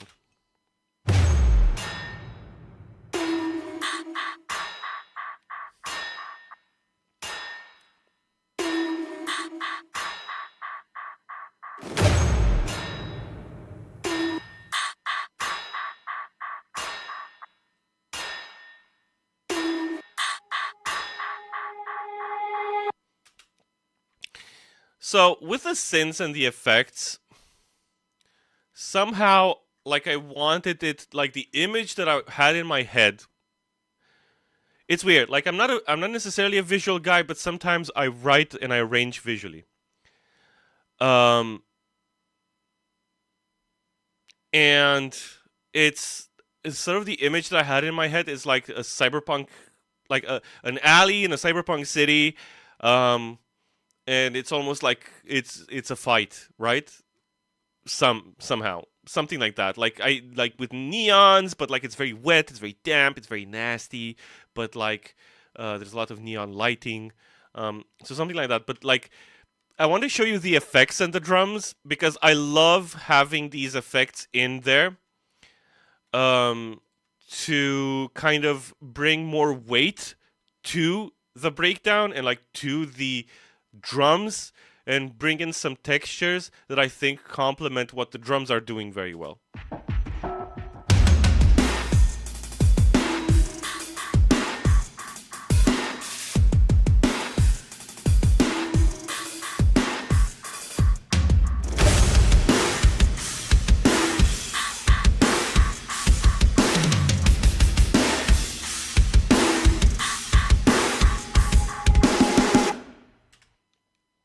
So again, I feel that this brings much more character to this part instead of it just being like a straightforward.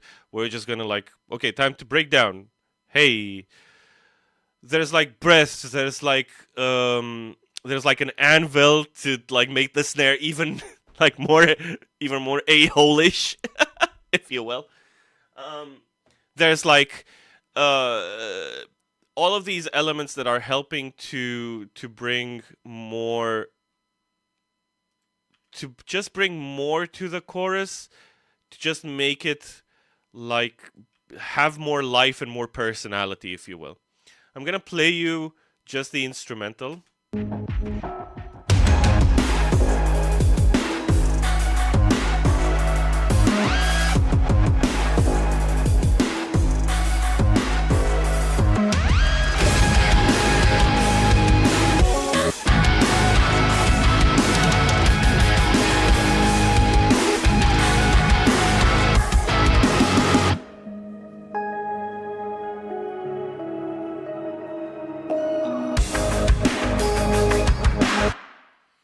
But yeah,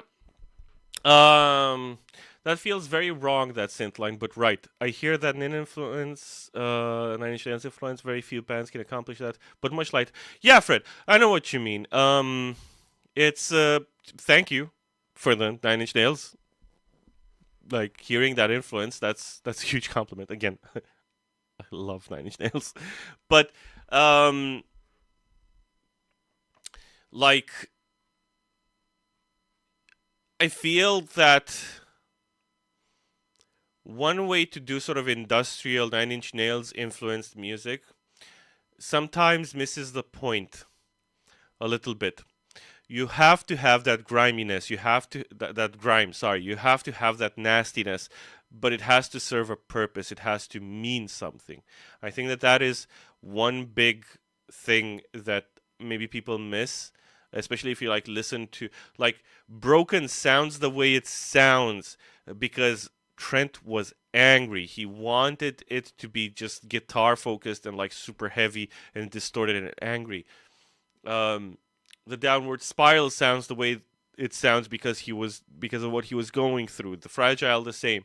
So it's And if you listen, Nine Inch Nails up until recently, like every album sounded totally different. It had a totally different sound to it, different textures, different palettes, right? Different ingredients, because Trent was a different person, right? And I think, oh, my eye is twitching like crazy. Sorry. And I think that people don't like. I feel that sometimes, we're all trying to do what Trent or Mick Gordon are doing, or when we're trying to bring in those industrial influences, we're sort of missing the point. Why is there a drum machine? Why is there a synth through a guitar pedal? What does it achieve? Why is it there? Yeah. There's gonna be, again, in the coming songs, there's gonna be more of that Nine Inch Nails and much grimier. But again, I can't tell you more right now, even though I really want to. Okay. But that's pretty much the breakdown, yeah? Then we have a little break, then we have the second verse, where, again, once we've established the fact that the two worlds, the live band part and the electronic side can come together, musically speaking, that's when we start doing it in the verses. In the verses as well. So the second verse, again, you'll hear that we have electronic drum kit alongside acoustic drum kit.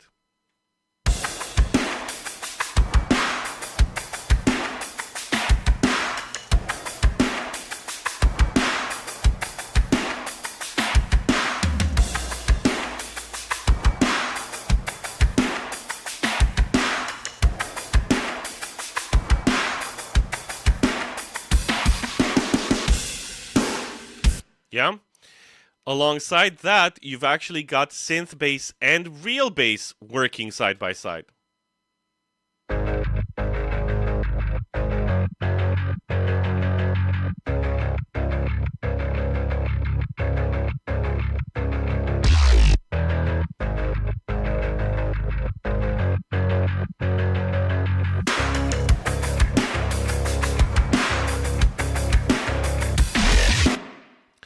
Yeah, and what the guitars are doing, the guitars are just effing off. Like, honestly.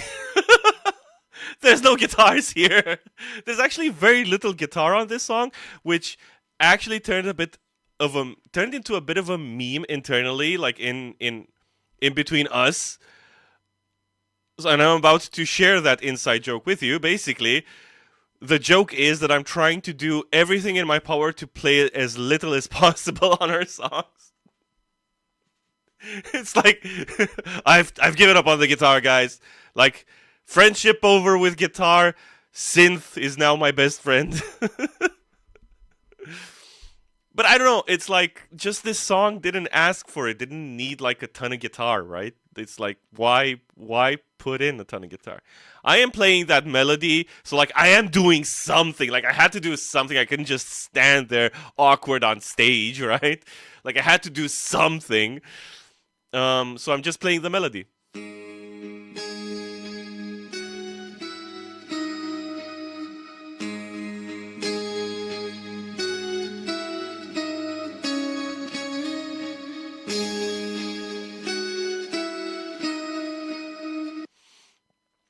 Bit of a different effect here, and I'm trying to play it sort of like it's like a piezo acoustic vibe on a, like, something that maybe, I don't know, John Petrucci would do, right? On his like on his Majesty. That type of tone, that type of vibe. It's a bit more twangy, right?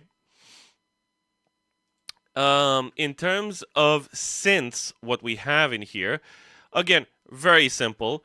We have the chords, and then we have the melody, and that's basically it. Oh, dang.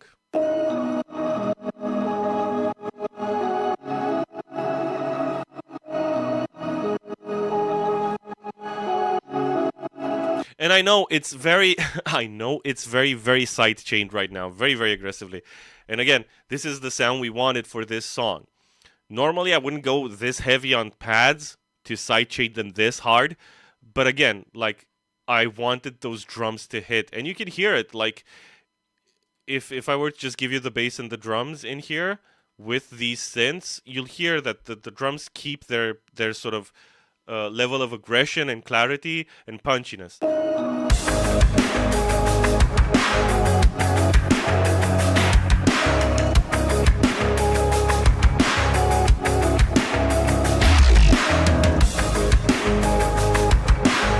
Basically, what's happening is that you're always hearing something, and it evens out because what happens. I'm about to open Paint. Oh God, I hope I'm not turning into pirate software. Oh God, I really don't want to turn into pirate software. Oh my God, it's so white. So basically, what's happening is that this is oh gosh, this is the kick, yeah, and then this is the bass and like the synth, right? And you see that they even out. That's kind of the idea. Even though, like, technically speaking, like the kick is ducked here, right? Because it's not playing here. And the synth is basically ducked here, right? Because it's not playing over there when the kick is playing.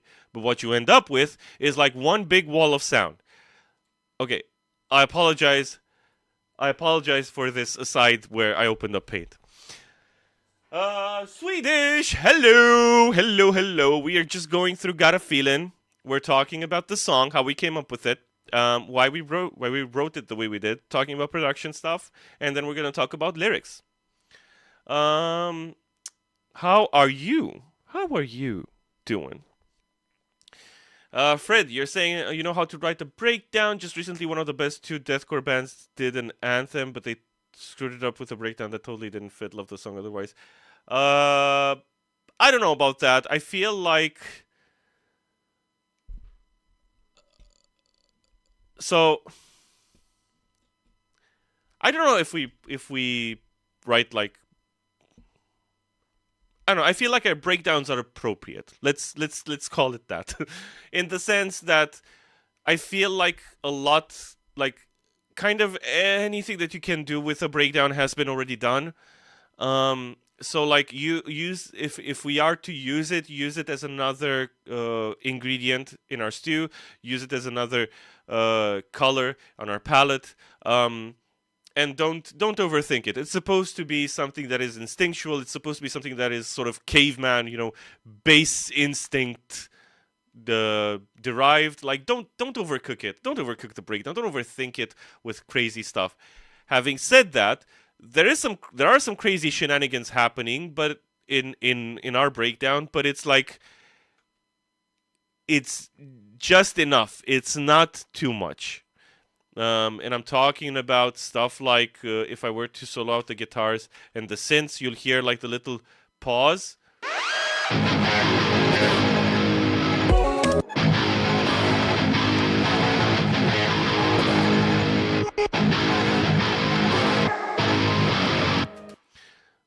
It has little pauses and sort of awkward moments because again, like you can't find your footing because, well, you're drunk.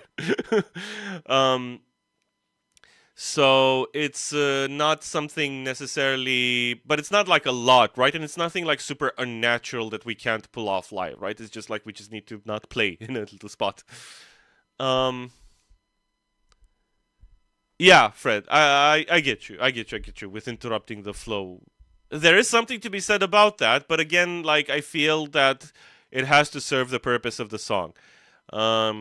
We do have a song that will be coming out this year that we're actually playing live that has one of those types of breakdowns, but I feel that the way we're doing it is still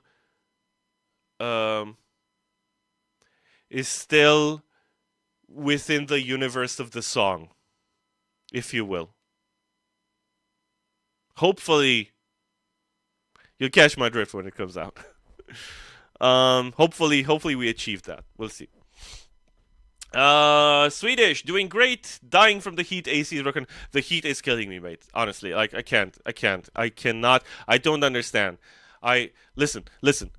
Summer people, I love you. You're fantastic. I love your cheeriness. I love your energy. I love your vibe. I cannot deal with you right now. I cannot deal with your summer right now. Honestly. Like, luckily my AC is working right now, but like I can't have it like on full blast because of my sinus thing, and also because like it's crazy expensive. Like, what the heck? I got a band to feed. Um, Crazy things in our songs? Nah. I mean, okay. Going back to the verse. Let me show you something cool in here in the verse. There's this.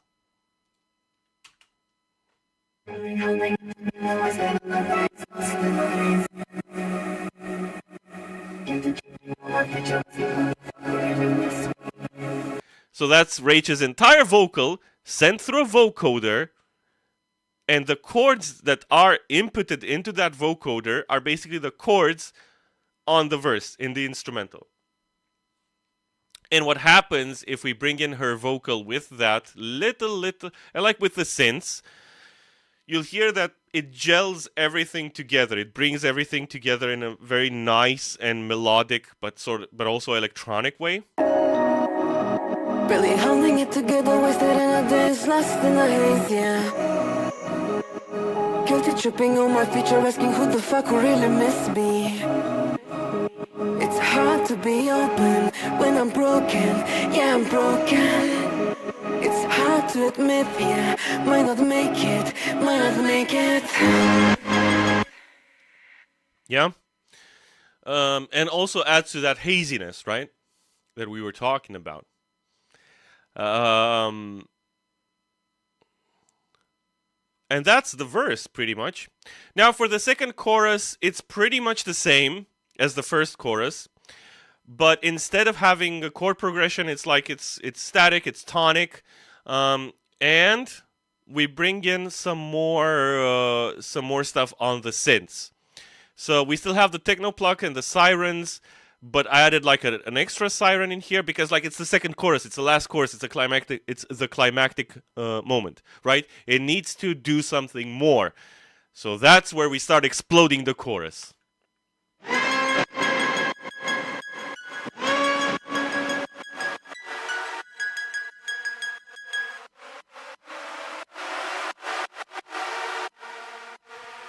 Right? Constant build-ups giving you that rise of tension. Of course, we have the BWAM. Let's go.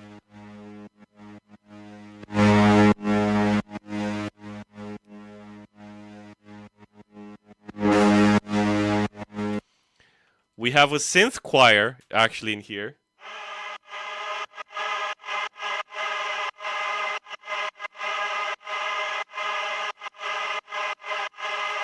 It totally is a harmony Swedish. That's how a vocoder works, actually. Because, like, you have to give it notes. So it's like, it adds notes, extra notes. It duplicates, like, the vocal and adds extra notes. And it is the harmony. It's the harmony in that verse. It's the harmony of the... like, it's what the chords of... Like, it's what the synths are playing, right? And that's the harmony. Your main vocal is the melody. The vocoder and the synths are the harmony, as well as the bass. And then we have, of course, the techno plucks. The techno and acid plucks. Let's go!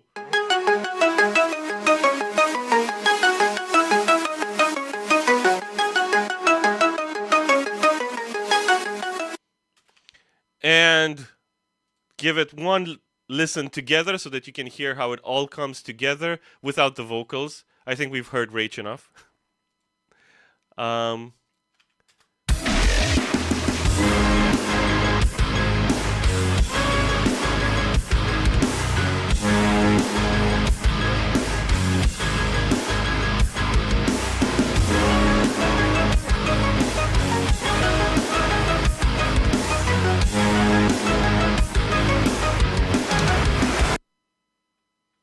then it just stops. Wish that I could fucking sleep, yeah. But that's the song in terms of production, in terms of sounds, what we were thinking about. Yes. Explosions. Yes. Yes. It's the Michael Bay School of Production. School of Music Production. Um but that's pretty much that's uh what kind of like that's what we were thinking when we made those sounds. That was kind of how we arranged everything. Um that's basically it. It's again simple, but I feel that every little thing that is in here, like it's not just crammed in there just for the heck of it, right? It's purposeful. Everything has intention in here. Everything has intention. Like even stuff that you don't hear, like necessarily like upfront, like this little choir at the end. Yeah, that's there to add more tension because it feels like a doomsday choir, right? It's not one of those choirs where it's like, oh, it's like, ha, it's like, fuck. I'm sorry. um, and it's like, because it's supposed to give you that big tension for the climactic, is for the apocalyptic, right, feeling, where it's like, crap, I think there's no healing, guys. I think there's no healing. I think we're effed, right? So that's kind of the idea with that. Everything has a purpose, and everything has a place, and everything with its purpose and its place will make the song better, in my opinion. And if anybody out there watching this who is making music, watching this with us now or later in the future, I'm talking to you right now. Everything with its place and its purpose will make your song better too, I hope. Yeah.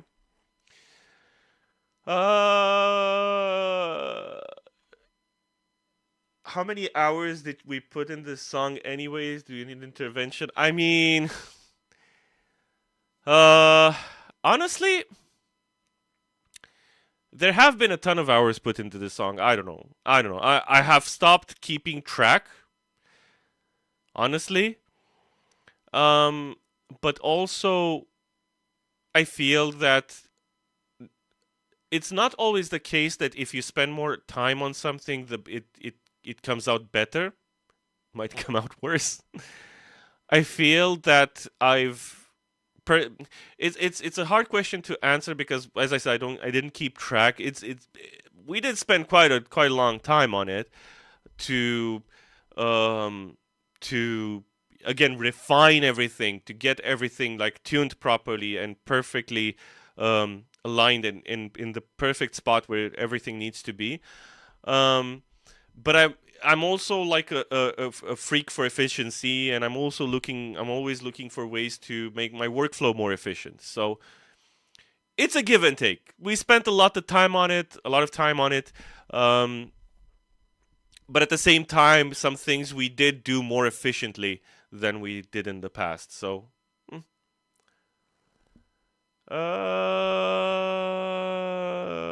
you yeah, I know Vicky spends a lot on her vocals as well. There is something about that also. I guess it just depends on everybody. And each is a sort of workflow. I'm When it comes to vocals, when I'm tracking vocals with a singer, um, I'm kind I'm a sort of I'm thinking on two layers. It's like one of them is instinctually, did the performance of the singer make me feel something, and was it what I should have been feeling?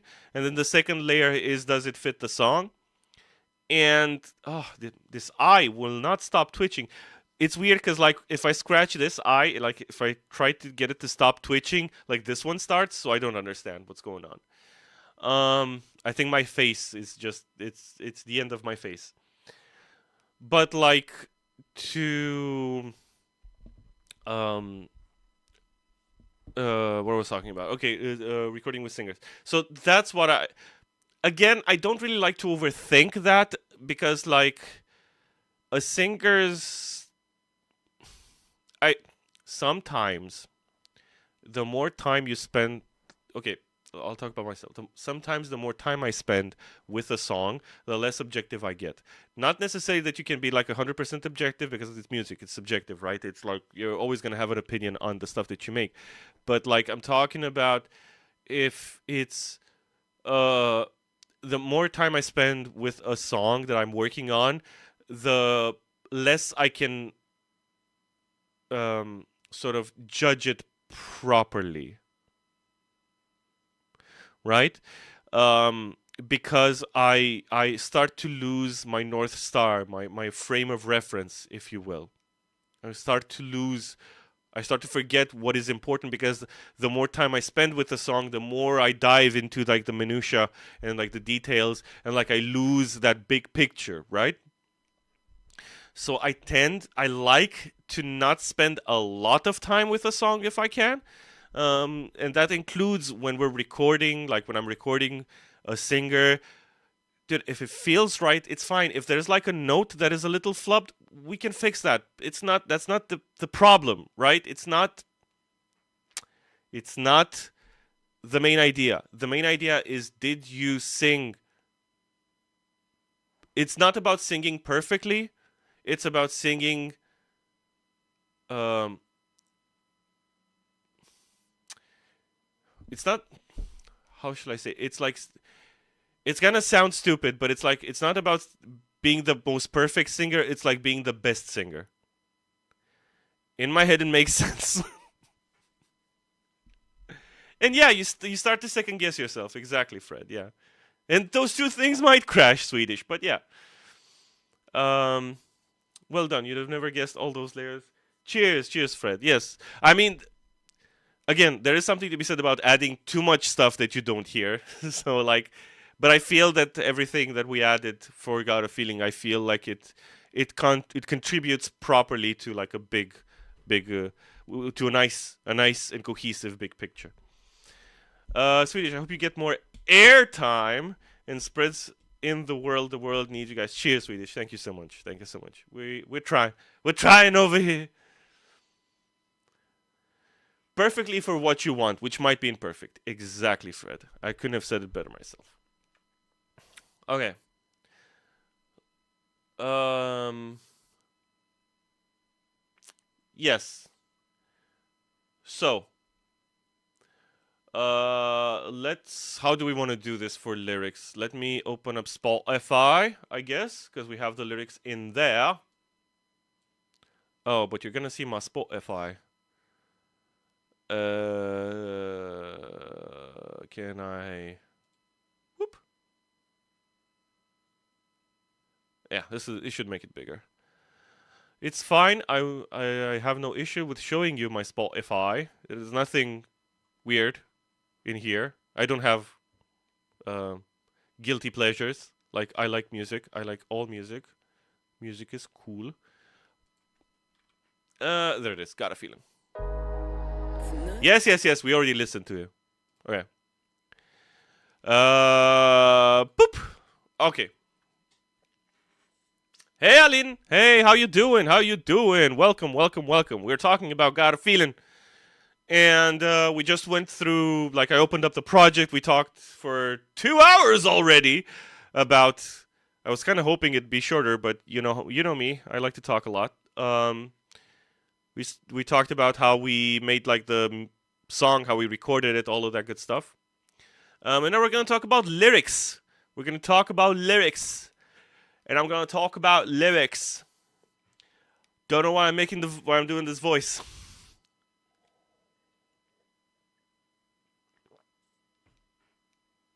Okay.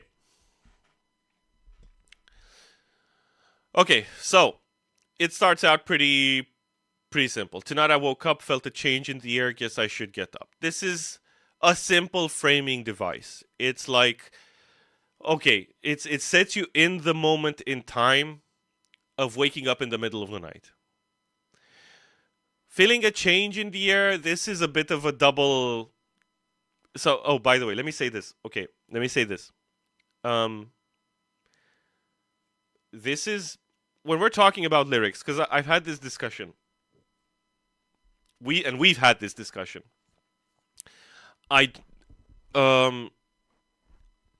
this song is out and it is yours, which means that what meaning and what feelings you derive from it and the way you interpret the lyrics are yours, and they're just as valid, if not more valid, than our intent. What the song means to you is arguably even more important than what it means to us. The only reason we're going to talk about here is just like if you're curious about kind of what was the idea behind the lyrics, what we were thinking when we were doing this, when we were writing these lyrics, kind of what was the intent, right? So just a peek behind the curtain, but I hope, like, if you feel like this would take away from your enjoyment and your experience with the song, don't look at this. It's like spoilers for a movie, right? Like, don't look at it. Close this video. I'm terrible. Did I tell you I'm such a pro streamer? Like, I'm telling people to get off the stream. Like, I'm that good at being a streamer, guys. Okay. Okay. So again, it's a framing device. It's the middle of the air. Middle of the air. It's the middle of the night. You feel a change in the air. That's a bit of a double meaning. One is the sort of like if you feel like you've been sweating all night. You have a cold sweat. It's like or you feel a breeze. Maybe it wakes you up. But the second meaning is kind of meta. Because, as Fred said at the beginning of the stream, this song is different than anything we've done before. And as you know, so far, this is the beginning of a new era for Junta is Black, for us. So, felt the change in the air? Plus, the third one is it's a reference to Phil Collins, so there it is. Guess I should get up. Don't know if I should share. This is basically, it's a bit of a metaverse. I said metaverse. Oh God, can I? No, no. This verse is a bit meta again because it's like it's sort of talking. One of the things that we do in our lyrics is that we write them as if it's a conversation between two friends. One of those friends is us. The other one is you. Yes, you over there. So it's sort of breaking the fourth wall a little bit and saying, look, I don't know if I should tell you this, but I'm a bit messed up. And it's about this uncertainty that we feel sometimes. Maybe we're oversharing. Maybe we're saying too much, right? But, we take the plunge, we get into it. There was a time when I could drink to forget, right? Would it help with a cold sweat?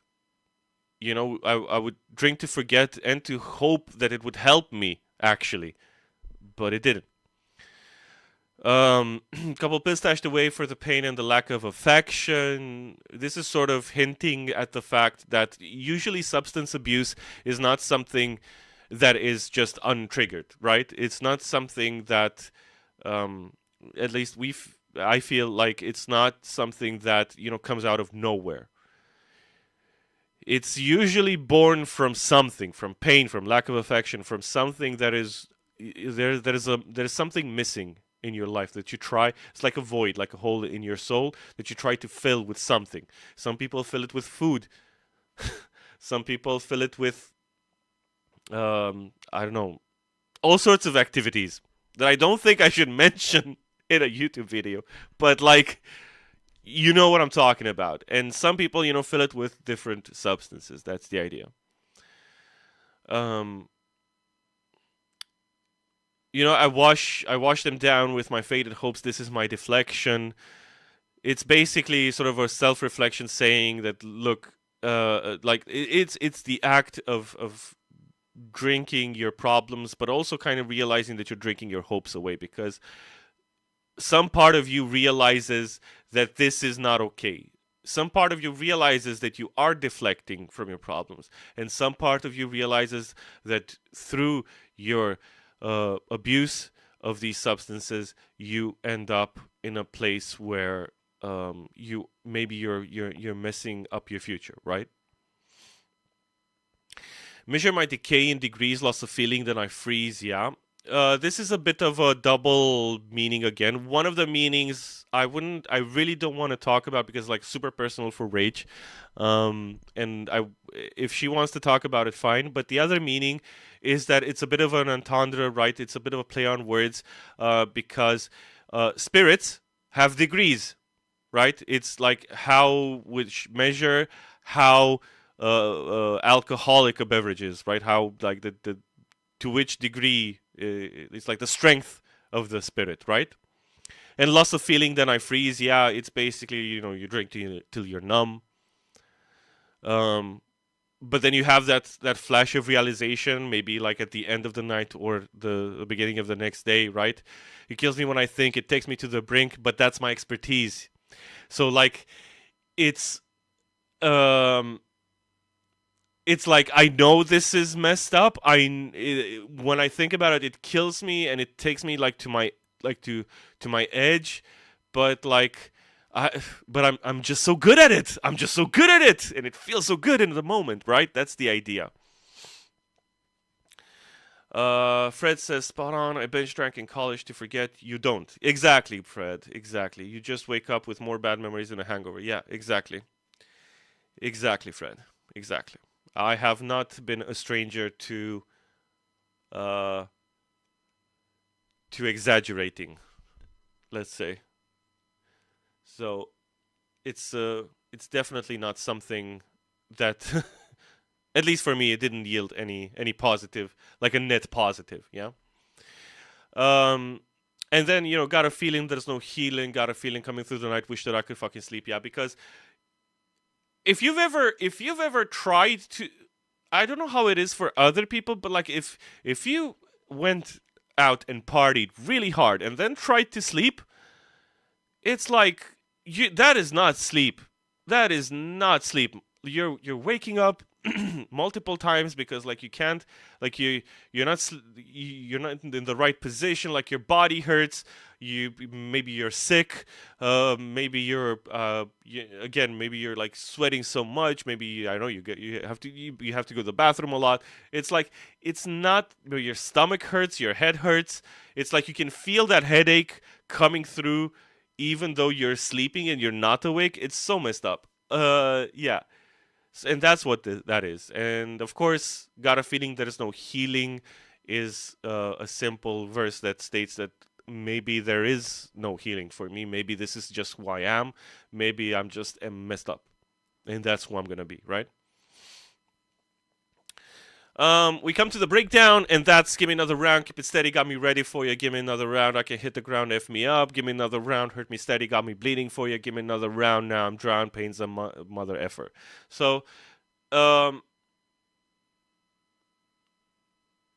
this is basically what it's like to be in the throes of it. To be like, again, it's like told in this sort of badass way where it's sort of, it feels like it's glamorizing a little bit, going out and getting messed up, getting effed up, getting turned.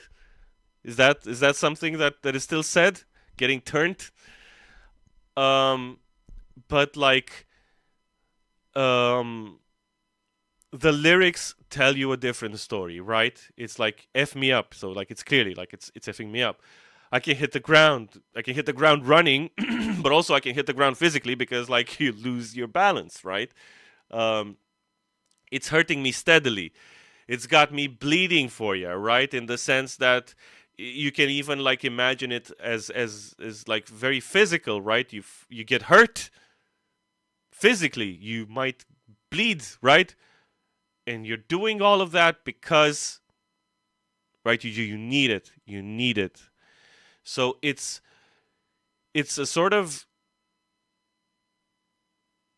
this part plays sort of three roles in a way. It's like making you feel sort of giving you that feeling of false empowerment, giving you those lyrics of weight of self-reflection, and also giving you that rage that you have for yourself when you're in the throes of of basically of substance abuse, right? Of an addiction, when you're in the throes of addiction, really.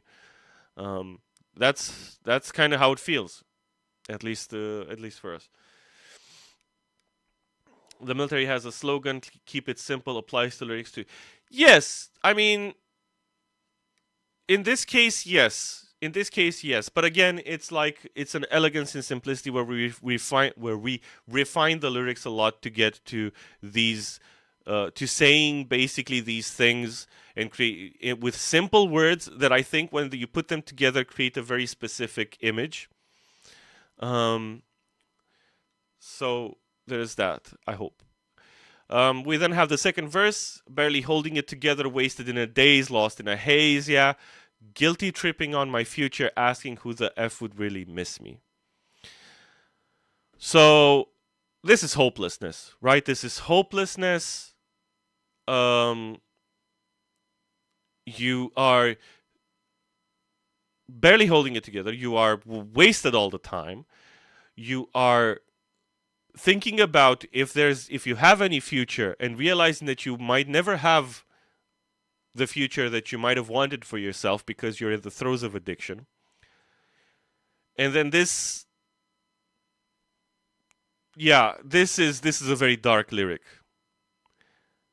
So trigger warning, I guess. But yeah, this is a very dark lyric because sometimes when you hit rock bottom, this is the way you feel. Yeah?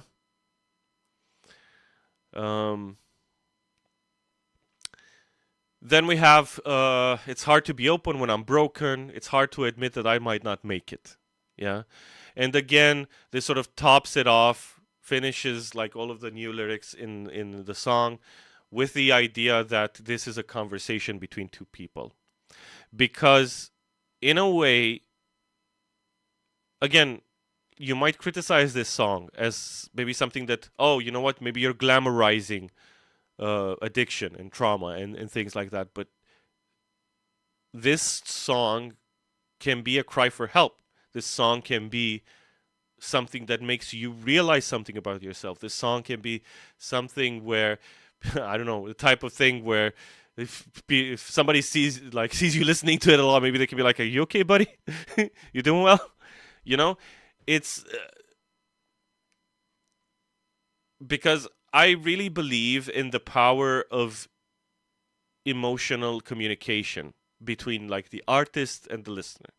So like when I pour everything that I have and everything that I am into a song, I feel like that is, when you listen to it, I feel like that is a dialogue, right? It's not just a monologue, it's a dialogue. It's not just me telling you things. It's me telling you things, you internalizing, putting them through your filter, and then telling me back, right? In the comments, in social media, you know? And I feel like we have enough songs about, I mean, there are some songs that indeed glamorize, depression and things like that. I feel that we have that songs like that already exist. I feel like party songs, love songs, those are like, we have a lot of those as well. Even songs about mental health. But I feel that some topics are not necessarily discussed enough or a lot. And I feel that I hope that this song can be a catalyst for a discussion, right? It can be a catalyst for discovery, self-discovery, discovery of friends and things like that. So yeah, that's pretty much those are pretty much the lyrics. It's not again, it's not like this is one of those songs where we didn't really want to explore, it's not like We Kill What We Love where we're sort of exploring 3 or 4 or 5 different themes. It's about this specifically. That was our thought process. That was how do we represent artistically in a song um, addiction um, and substance abuse, and how what does it mean to explore that? Yeah. So that's basically it. Uh, Fred is saying you're not glamorizing anything. It's brutal and it should be. Yeah, yeah. I totally agree. I totally agree. It's sometimes you just gotta say things outright, and you have to um and sometimes there's no sugarcoating it. Yeah. um. Swedish, you're not a lyrics person. You're a music person. Yes, I think you actually left this comment on one of our posts that we did, and sometimes the lyrics do hit you. Well, I hope that our lyrics, mean something to you too. Even though, like, I'm glad that you like the music, but I hope that the lyrics can also communicate something for you as well. Fred is saying the fact that you put those lyrics in a mostly pop sounding song, that's very smart. Funk bands use that trick all the time, stealth messaging. It's in your head before you know it. I think it's also, I kind of love the idea of um, putting like, I kind of love the juxtaposition of two things that are opposite, which is what juxtaposition means. Um, but like basically, what I'm trying to say is that I like when, I don't know, the the song is very heavy, but like the lyrics are PG, or um the in this case, right, the lyrics are very messed up and dark, um, but the music is um is not that dark or heavy, right? But it should still convey the message, because I think that's kind of, this is kind of the puzzle solver in me. Like, I love it. That's a puzzle to me. Like, how do I make something that sounds like something that is about something so heavy sounds so light?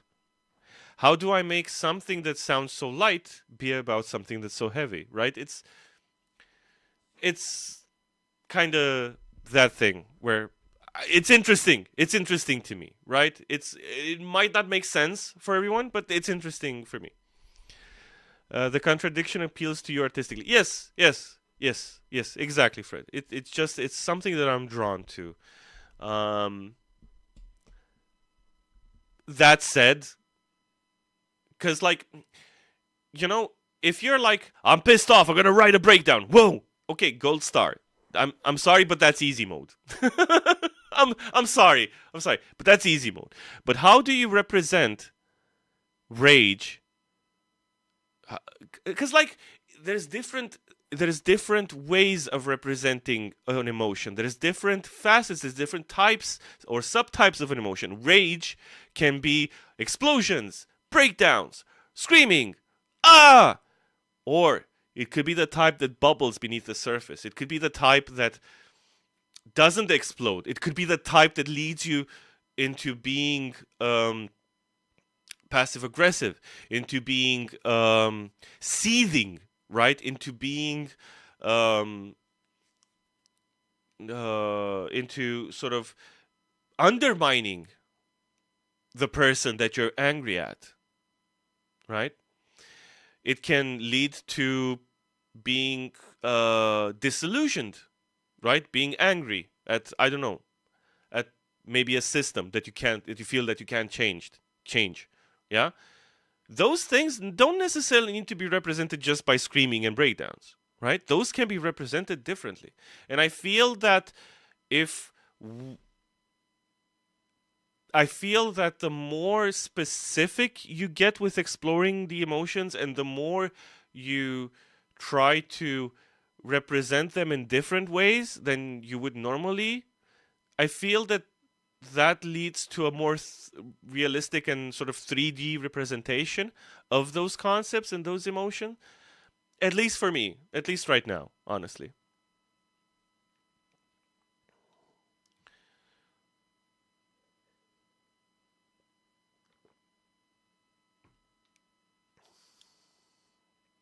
Yeah, well, indeed, Swedish. I mean, Rach does convey a lot through her voice, and it's very cool to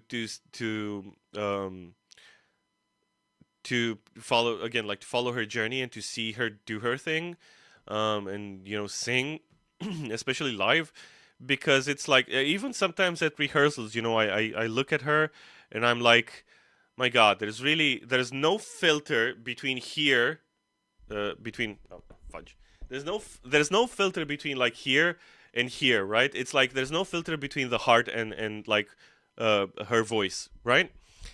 And that's amazing. It's like because sometimes some singers they sing from the heart, but they do go through like a little bit of a filter, like through a bit of processing, and then it comes out. But she's like full force, and it's not just about her screaming, like her clean singing as well. Like you feel her, you feel that she's really singing from the heart. Okay. um Good.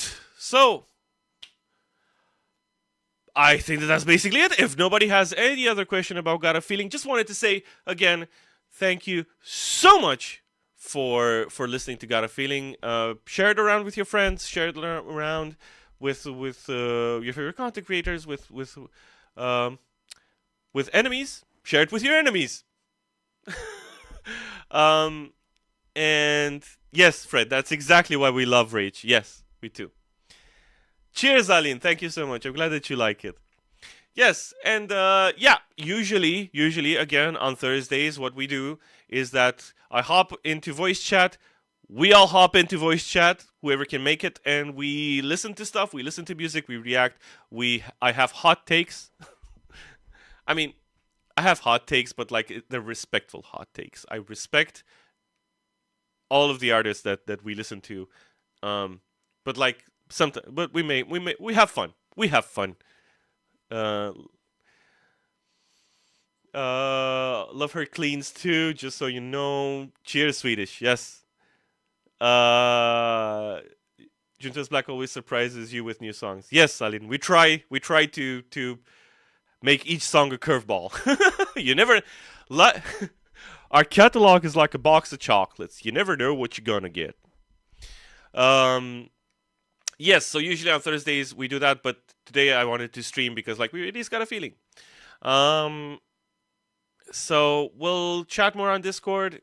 We have more songs coming. So again, this is just the beginning of a new era. And yeah, that's. I don't know. I feel like I should be plugging something, but I'm not sure. Yeah, leave a like on the stream if you can, please. Much appreciated. Helps a lot.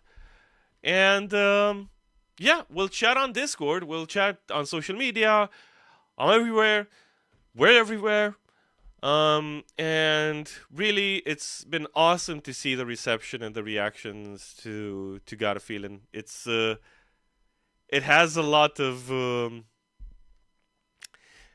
it's got a lot of people confused a little bit, but then they're like, I'm jamming this, I'm jamming this, I'm jamming this. Cheers, Fred. Thank you, and thank you, Aline, and thank you, Swedish, and thank you, Marcus, and everyone who stopped by today and reversed the moment. And everyone who stopped by today and hung out. Jeez, it's been 2.5 hours. No break. We did this. We did it. And thank you so much. And if you're watching this in the future, whoa, in the future, thank you so much for watching this in the future. And hope you enjoy. The VOD will stay up. I'll add chapters when I get a chance.